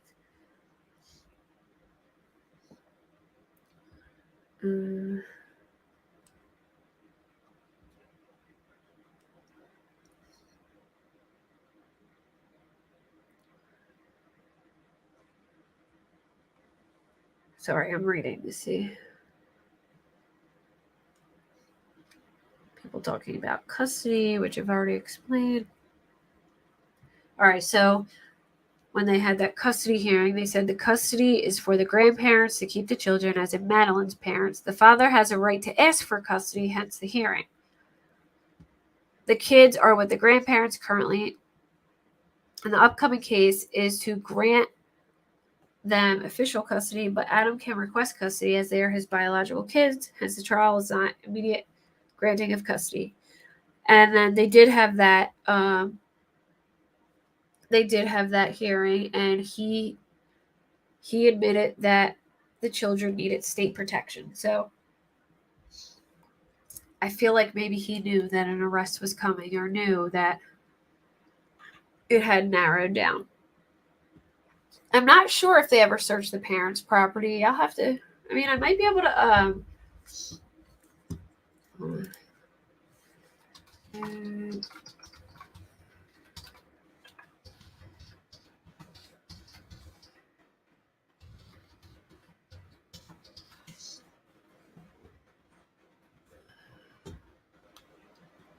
They really didn't give much information at the press conference. I'm curious if they're going to release the arrest affidavit. I am thinking they couldn't release it yet because they technically didn't charge him with murder yet. They charge him with suspicion of murder because they're still waiting for an official cause of death from the medical examiner.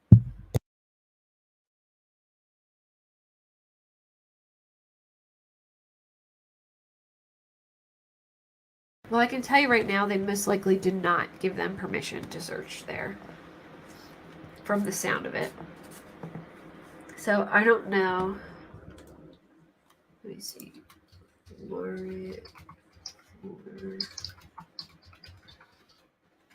I'm going to keep my eyes out for the arrest affidavit because I really would like to see what exactly narrowed it down to that specific area. I know CCTV, they said digital evidence. I know CCTV played a part, things like that. Like they knew he was around County Road 12 somewhere, and he was very close.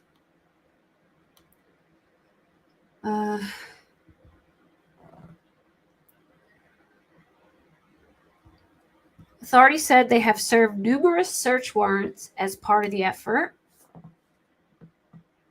But that could be search warrants for phones, things like that. So I'm not sure.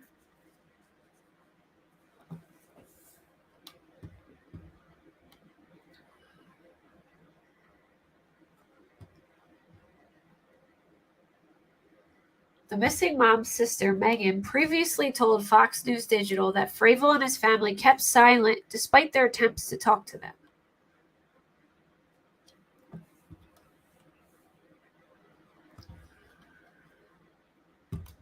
So there was search warrants. Yeah, they must have narrowed it down pretty darn close, Aaron. Like, I think they probably got pretty darn close because they found that spot. You know what I mean? Like that specific spot. Let me see.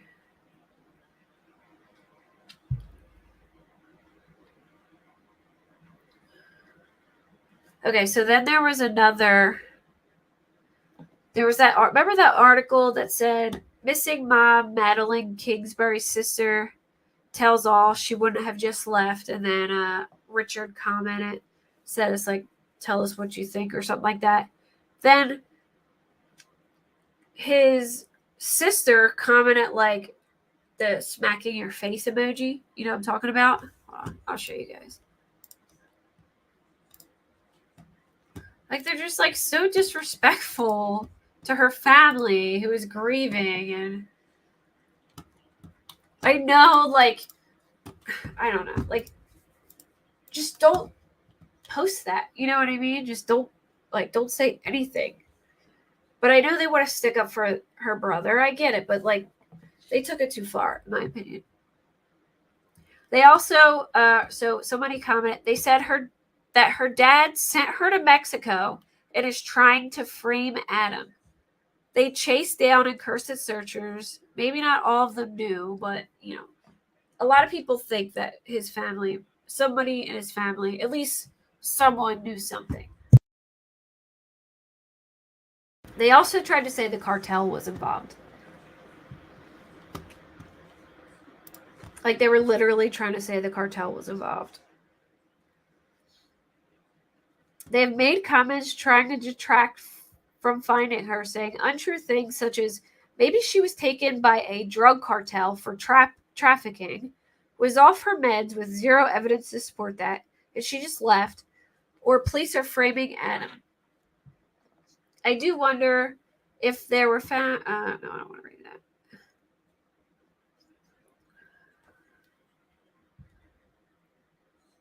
He didn't participate in media talks, posts, or searches. His dad, at the very beginning, posted things that were not well received by Maddie's family. His siblings made several comments on Facebook, which I showed you.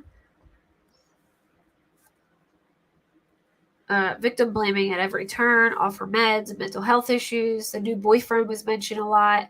They spread rumors of her going out the back door, text messages and phone pings that never happened, finding evidence, pointing away from Adam that the police wouldn't investigate, accused law enforcement of planting evidence, accused CPS that they falsified the report of when they took the kids. Like, they said all these things. It's always the cartel's fault, right?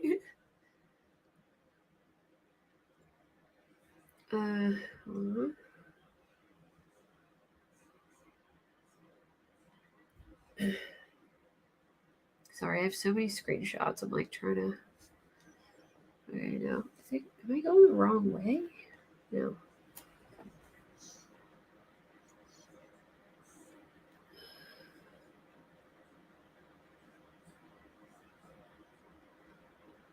Okay, I think I showed everything. I think I got all the screenshots. There's obviously more I didn't see because from reading the comments that people are saying, like, there was a lot more. I've been like swarming through all the groups trying to find them, but I'm wondering if maybe they got deleted from some groups. So So possibly that is why I can't find it, but I'm not sure. And or maybe they deleted comments. I don't know. And they also said at the press conference that the area where she was found was searched, but her body was like concealed pretty well under some like brush. And they had to kind of like find, like, dig through it a little bit to find her, so it could have been missed. What led them to the body was digital evidence. Trying to think if I missed anything. They're still waiting on the medical examiner for cause of death, which I'm curious. And right now, he's being charged on suspicion of second-degree murder, which I'm guessing they just went with second-degree murder for now until they know her cause of death, because they probably don't want to start too high, What are their arrest histories? I can check on.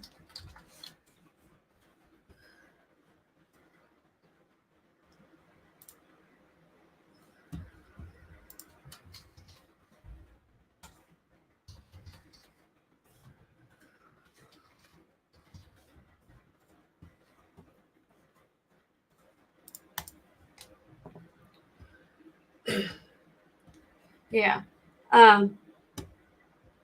Actually, I think that the police did this pretty, a lot of people are like, oh, it took enough time, but people just don't understand how this stuff works. And let me tell you, this was fast. First and foremost, you have to gather evidence to even get search warrants. If you don't have probable cause for a search warrant, you're not going to get one. You can't just go looking through anybody's stuff without a good reason. So sometimes it takes time to, get that stuff. It takes time to get search warrants for phones. And then once you get it, you have to get the reports. Then you have to analyze reports. You have to get search warrants for all the CCTV videos if they don't hand them over. Then somebody has to sit there and watch hours and hours and hours of footage. You got to impound the car. You got to swab it. It takes weeks for DNA to come back. I mean, things take a long time. Everyone's like, why didn't they arrest him when, they felt he did it in the first place? Because he has a right to a speedy trial. And if they arrest him and they don't have all their reports back and all their evidence back, and a trial date is set and they're not ready, they lose the case and they can't retry him. Yeah, it's not like, they can't just go do whatever they want. They can't just go look at any phone they want. They can't go in anyone's house they want. They have to have a good reason to, or else they would just be breaking down people's doors all the time. You know what I mean? Yeah. Once he is formally charged and arrested, the clock starts ticking, and yeah. So he has a charge for careless driving, receiving stolen property between $2,500 and $5,000, retail theft, intentionally taking something between $500 and $5,000. Careless driving was dismissed.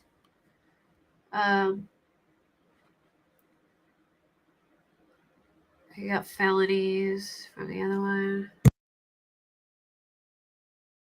He was guilty of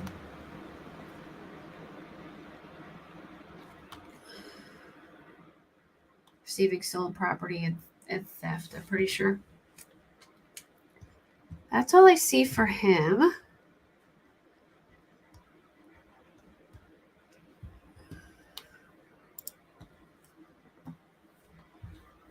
And they got rid of his Insta.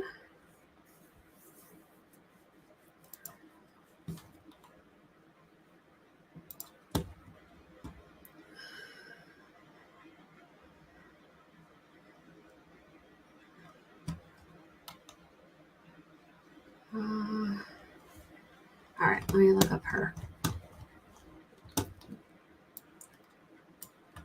Now he has some felonies. They said that there is a history of abuse that's like noted. So, I'm guessing she maybe filed some police reports or something.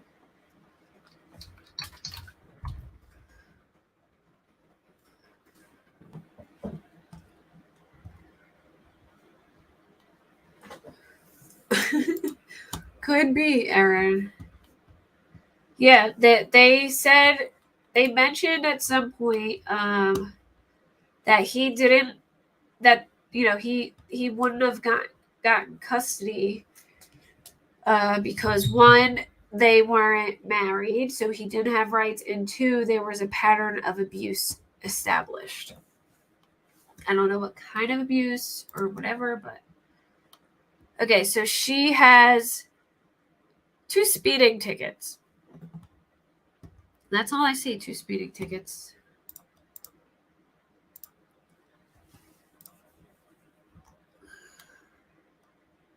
And she was a clinical research professional at the Mayo Clinic. Oh.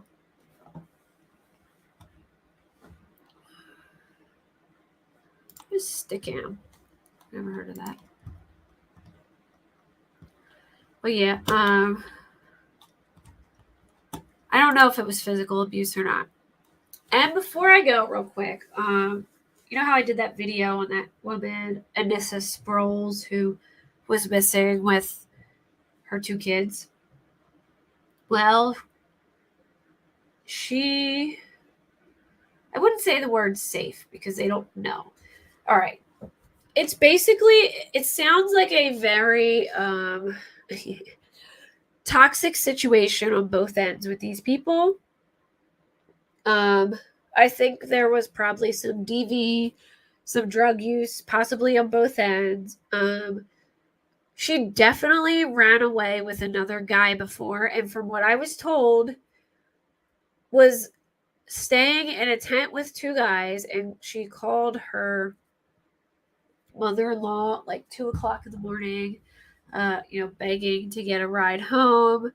And this whole situation had caused some serious problems for her, which I don't know if I should say this out loud, so I'm just not going to say anything. But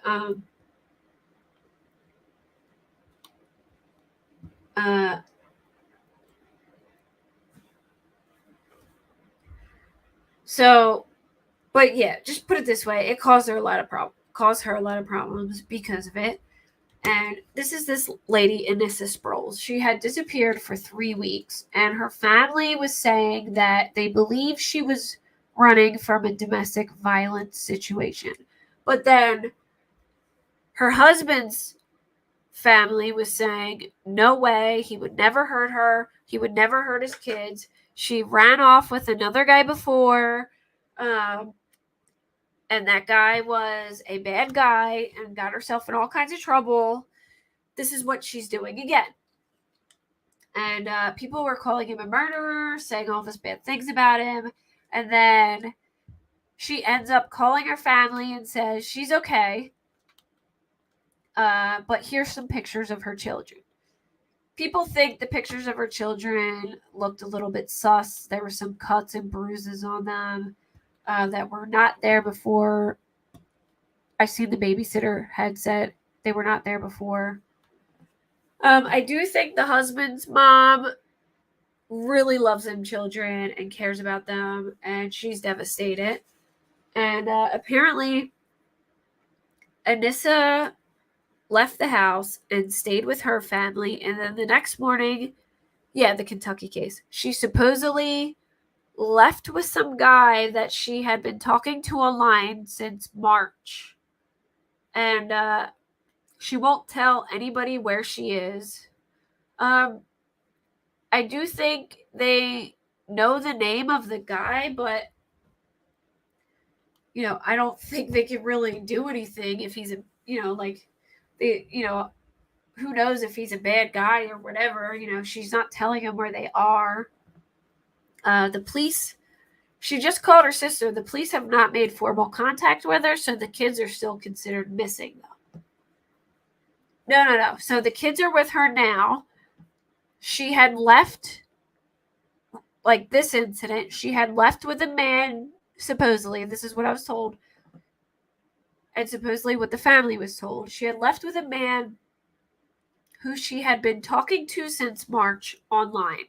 She won't tell them where she is, but she sent pics of their girls, and some people think they look like they have bruises on them. And the babysitter, who was one of the last people to see them before they disappeared, said they were not there.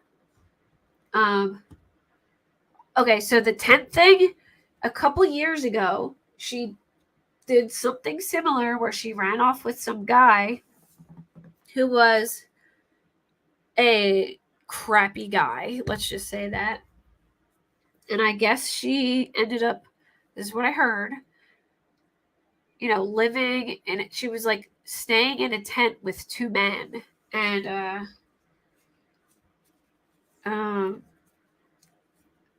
she was, I would say, not in the right state of mind. And at 2 a.m. called her mother-in-law and begged her to come pick her up and bring her back. So when she went missing, everyone started accusing her husband of killing her because he's bipolar and put up some weird posts. And he kept saying, no, I would never hurt them, blah, blah, blah. And then his family was saying, no, she's doing this again. She left with a guy, I'm sure. And that's pretty much what happened. She just took the kids and left. And she's not telling people where they are. Now, her family is saying that she has every right to, and that she's, doing this to save herself from a domestic violence situation. But I will say, I definitely think that could be a possibility. But if that's the case, why would you just run off with some man you've only been talking to for a couple months and trust your kids around him? So my final opinion of this case, there's toxicity on all sides. And, if there is DV in the relationship, that's messed up. And I do agree that she has a right to be safe from that. But I don't agree with her just taking off with the kids with some guy that she met online 3 months ago, if that's the case. And if you go on the husband's, here, I'll show you guys. It's a mess.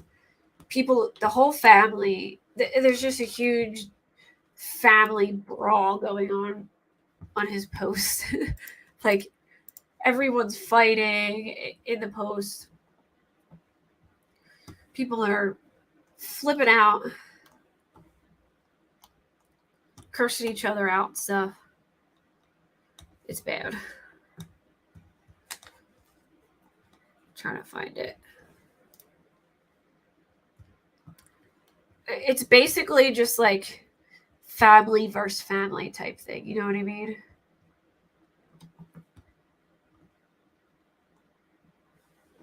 All right, so this is the husband posting.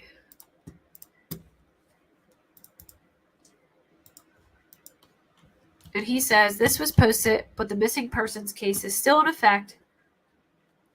And they are still considered missing because the police have not laid eyes on his girls, and they refuse to cooperate with police, still asking for help to find these girls. Look closely. The girls have bruises. Yeah. The sister said she left with a man, and the sister said she heard that from the detective. That the detective told him that she left with some man, and they can't tell them his name, and that it was a man she had been communicating online since March, something like that. And she won't tell the sister where she is exactly. So people think, like, there could be a bruise here. There's some cuts here. And that her forearms looked concerning. I don't know. I can't tell because, like, I don't know if it's just like a normal thing or not, honestly. And then the other daughter, has like some weird thing under her eye.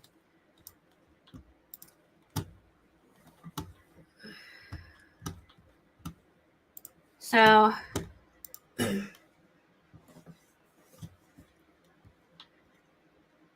somebody commented, I'm glad they're safe. I never felt the father was involved with any type of foul play. It sounds to me like they need a break from each other and things will work out eventually for all involved. Then I guess a family member of Anissa says, I don't see any bruises on them. They look like they're happy and healthy. I see places where there's shade from the angle and the picture was taken that someone could misconstrue to be bruises. Be happy that you know they're alive. Maybe the best place for them isn't where you want them. Things don't always go the way people want them to.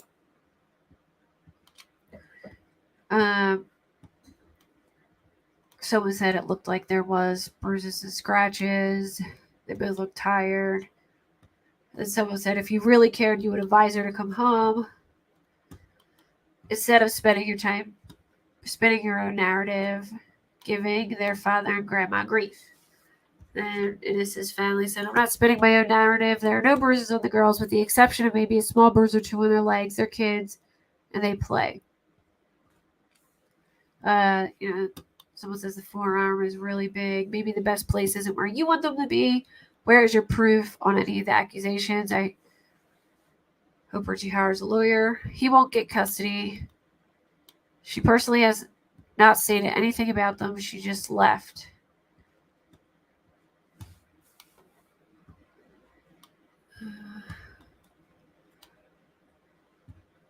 Someone said, I hope they give him a drug test so he can't deny his addiction. His sister said he's been getting drug tests. He did admit that he did have an addiction.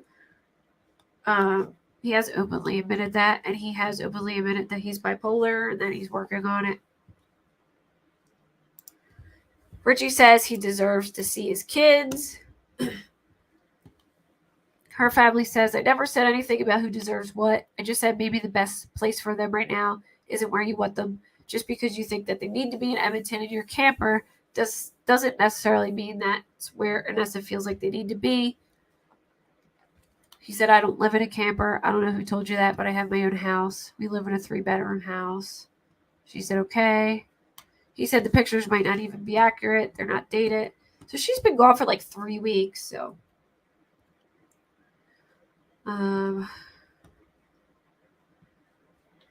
and her family says they still have a case open because they haven't seen them in person, not because you don't believe the pictures. You should be relieved that they have at least reached out and let someone know they're okay. This whole case wasn't developed to make them come back to you or your home. It was to locate and make sure they were safe. When the detectives or any law enforcement officers see them in person, the case will be closed. They don't have to be brought home to you, and they don't have to tell anyone where they are. That's just the reality of it. Hey, Matt. And then I guess his aunt says, those are my great nieces. The mother could at least told my nephew Richie that their father and his mom where they are so they wouldn't be hurting and wondering if they're okay or not. At least it's not okay to run off like that. I've been worried sick too and praying they were back to my sister's house and in Richie's arms safe and sound. Blah, blah. Yeah.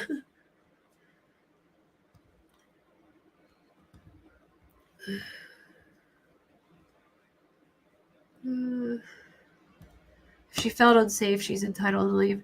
Now, I get that if she feels unsafe, she's entitled to leave. I agree with that. But at the same time, if it's some random guy, I don't agree with that.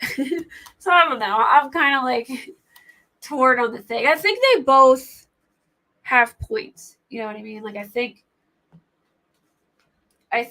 they both have reasonable worries.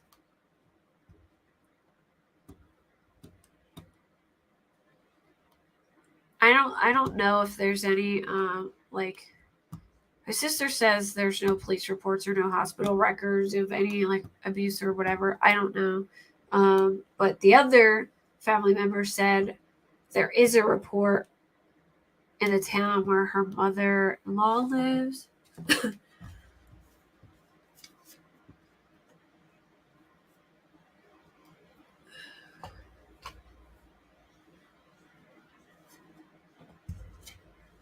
Yeah. I do agree with, like, if a man went missing with the kids, it would be a whole different scenario. You know what I mean? Like, because the girl ran off, he was immediately a murderer, you know? But I really haven't. I go by what I see in evidence, and what it seems that she did run off with another guy before, because on both sides they've admitted that. You know, which, you know, so I'm going to take that as like, you know, there's evidence of that. Now, I haven't seen anything that really suggests it that he beats her, like not any proof or anything. You know what I mean? And look, I'm not saying that he didn't, because I definitely think it's possible.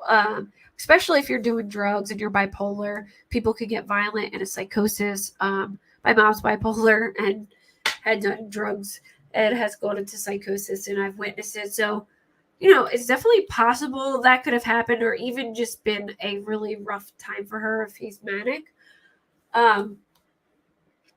But you know, she's potentially putting him in putting the kids in a super unsafe situation, possibly. And you know, there's always the chance that she's saying there's DV, because that would be the only way she could run away and not really get in major trouble for it. I don't know. They don't know who he is, because the police won't tell them.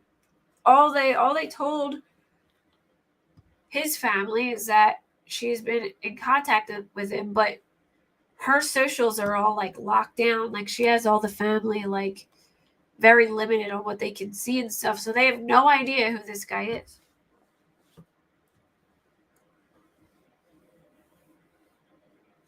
Well, I mean, Ellie knows who it is, but I guess because the family is requesting that they don't, the families, because her family is saying that he's violent or whatever, I guess they're not sharing it. But supposedly the detectives, you know, I guess gave them some advice on how to handle the situation, which I don't want to say out loud because, you know, but that's what I've read. Like, they said, like, look, if, you know, in order to get them back, you know what I mean, you have to go through this SNS. But at the same time, they have to take in what her family's saying too. So, you know, I guess just in case there is some DV or whatever, they're trying to keep her safe. But this is just, but if it was a man who ran away, he would be charged with kidnapping and you know, all kinds of stuff. Yeah, well, the detectives, the kids are still considered missing because they have not seen her in person or this man. They only know like who he is by, you know, like her talking to him, I guess. And she has only contacted her family and sent them pictures, but she won't even tell her family information. So, you know, is she really unsafe, or is she saying that it's a DV situation because that would be the way for her to not get in trouble for doing this? I don't know. It's just it's all over the place. I don't really know what to think about it. I just think it's a shitty situation all around, and I think it's a toxic situation. And I feel bad for everyone involved. But yeah, I thought I would give an update on that because at least they're still missing, but you know what I mean. At least they've contacted, I guess. But I am going to shut it down because it's getting late and my throat is getting sore from talking so much. I will. Tomorrow's Friday. Maybe I'll be back tomorrow night. If there's any new, like if an affidavit comes out or any new breaking information, I'll be back. Or Saturday. I know we do have a lot of like housework to do because we're working on that room. We're renovating and ripping apart ceiling tracks and framing. So there is a possibility I could get caught up in that as well. But I will try and shoot for tomorrow if anything new comes out, or Saturday. So have a good night, everybody. I know. That too, yeah. Well, in a nutshell, that's another reason probably. My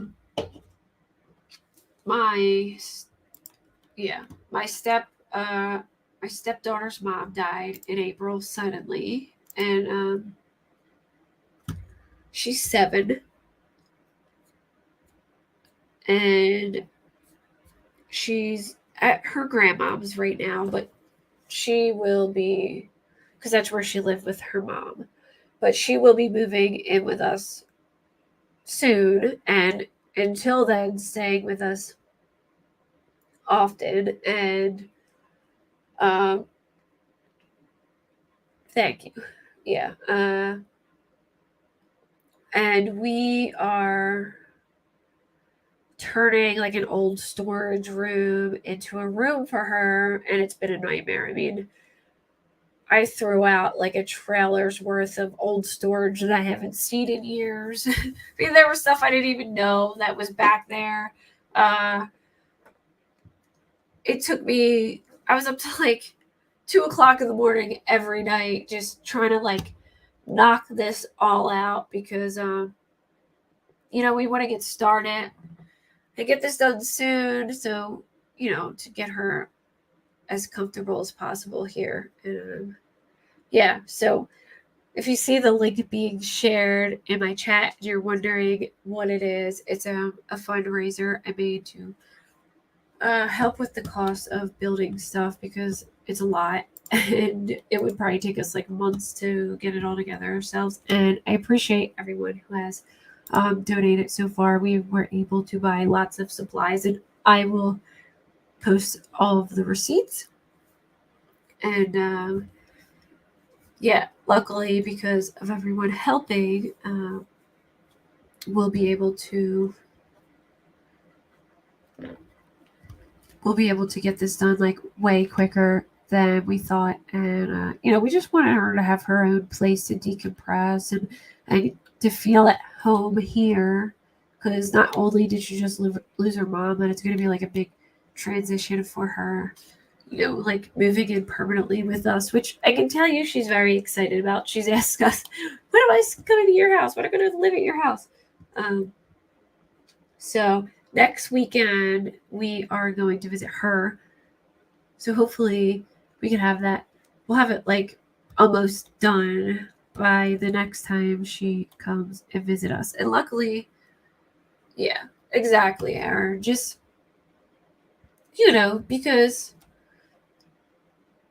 I'm sure, like if she has to, it's going to be tough, like having to deal with her emotions, with everything going on, and, just, a place to, where she feels she has and she feels welcome and it's her own space.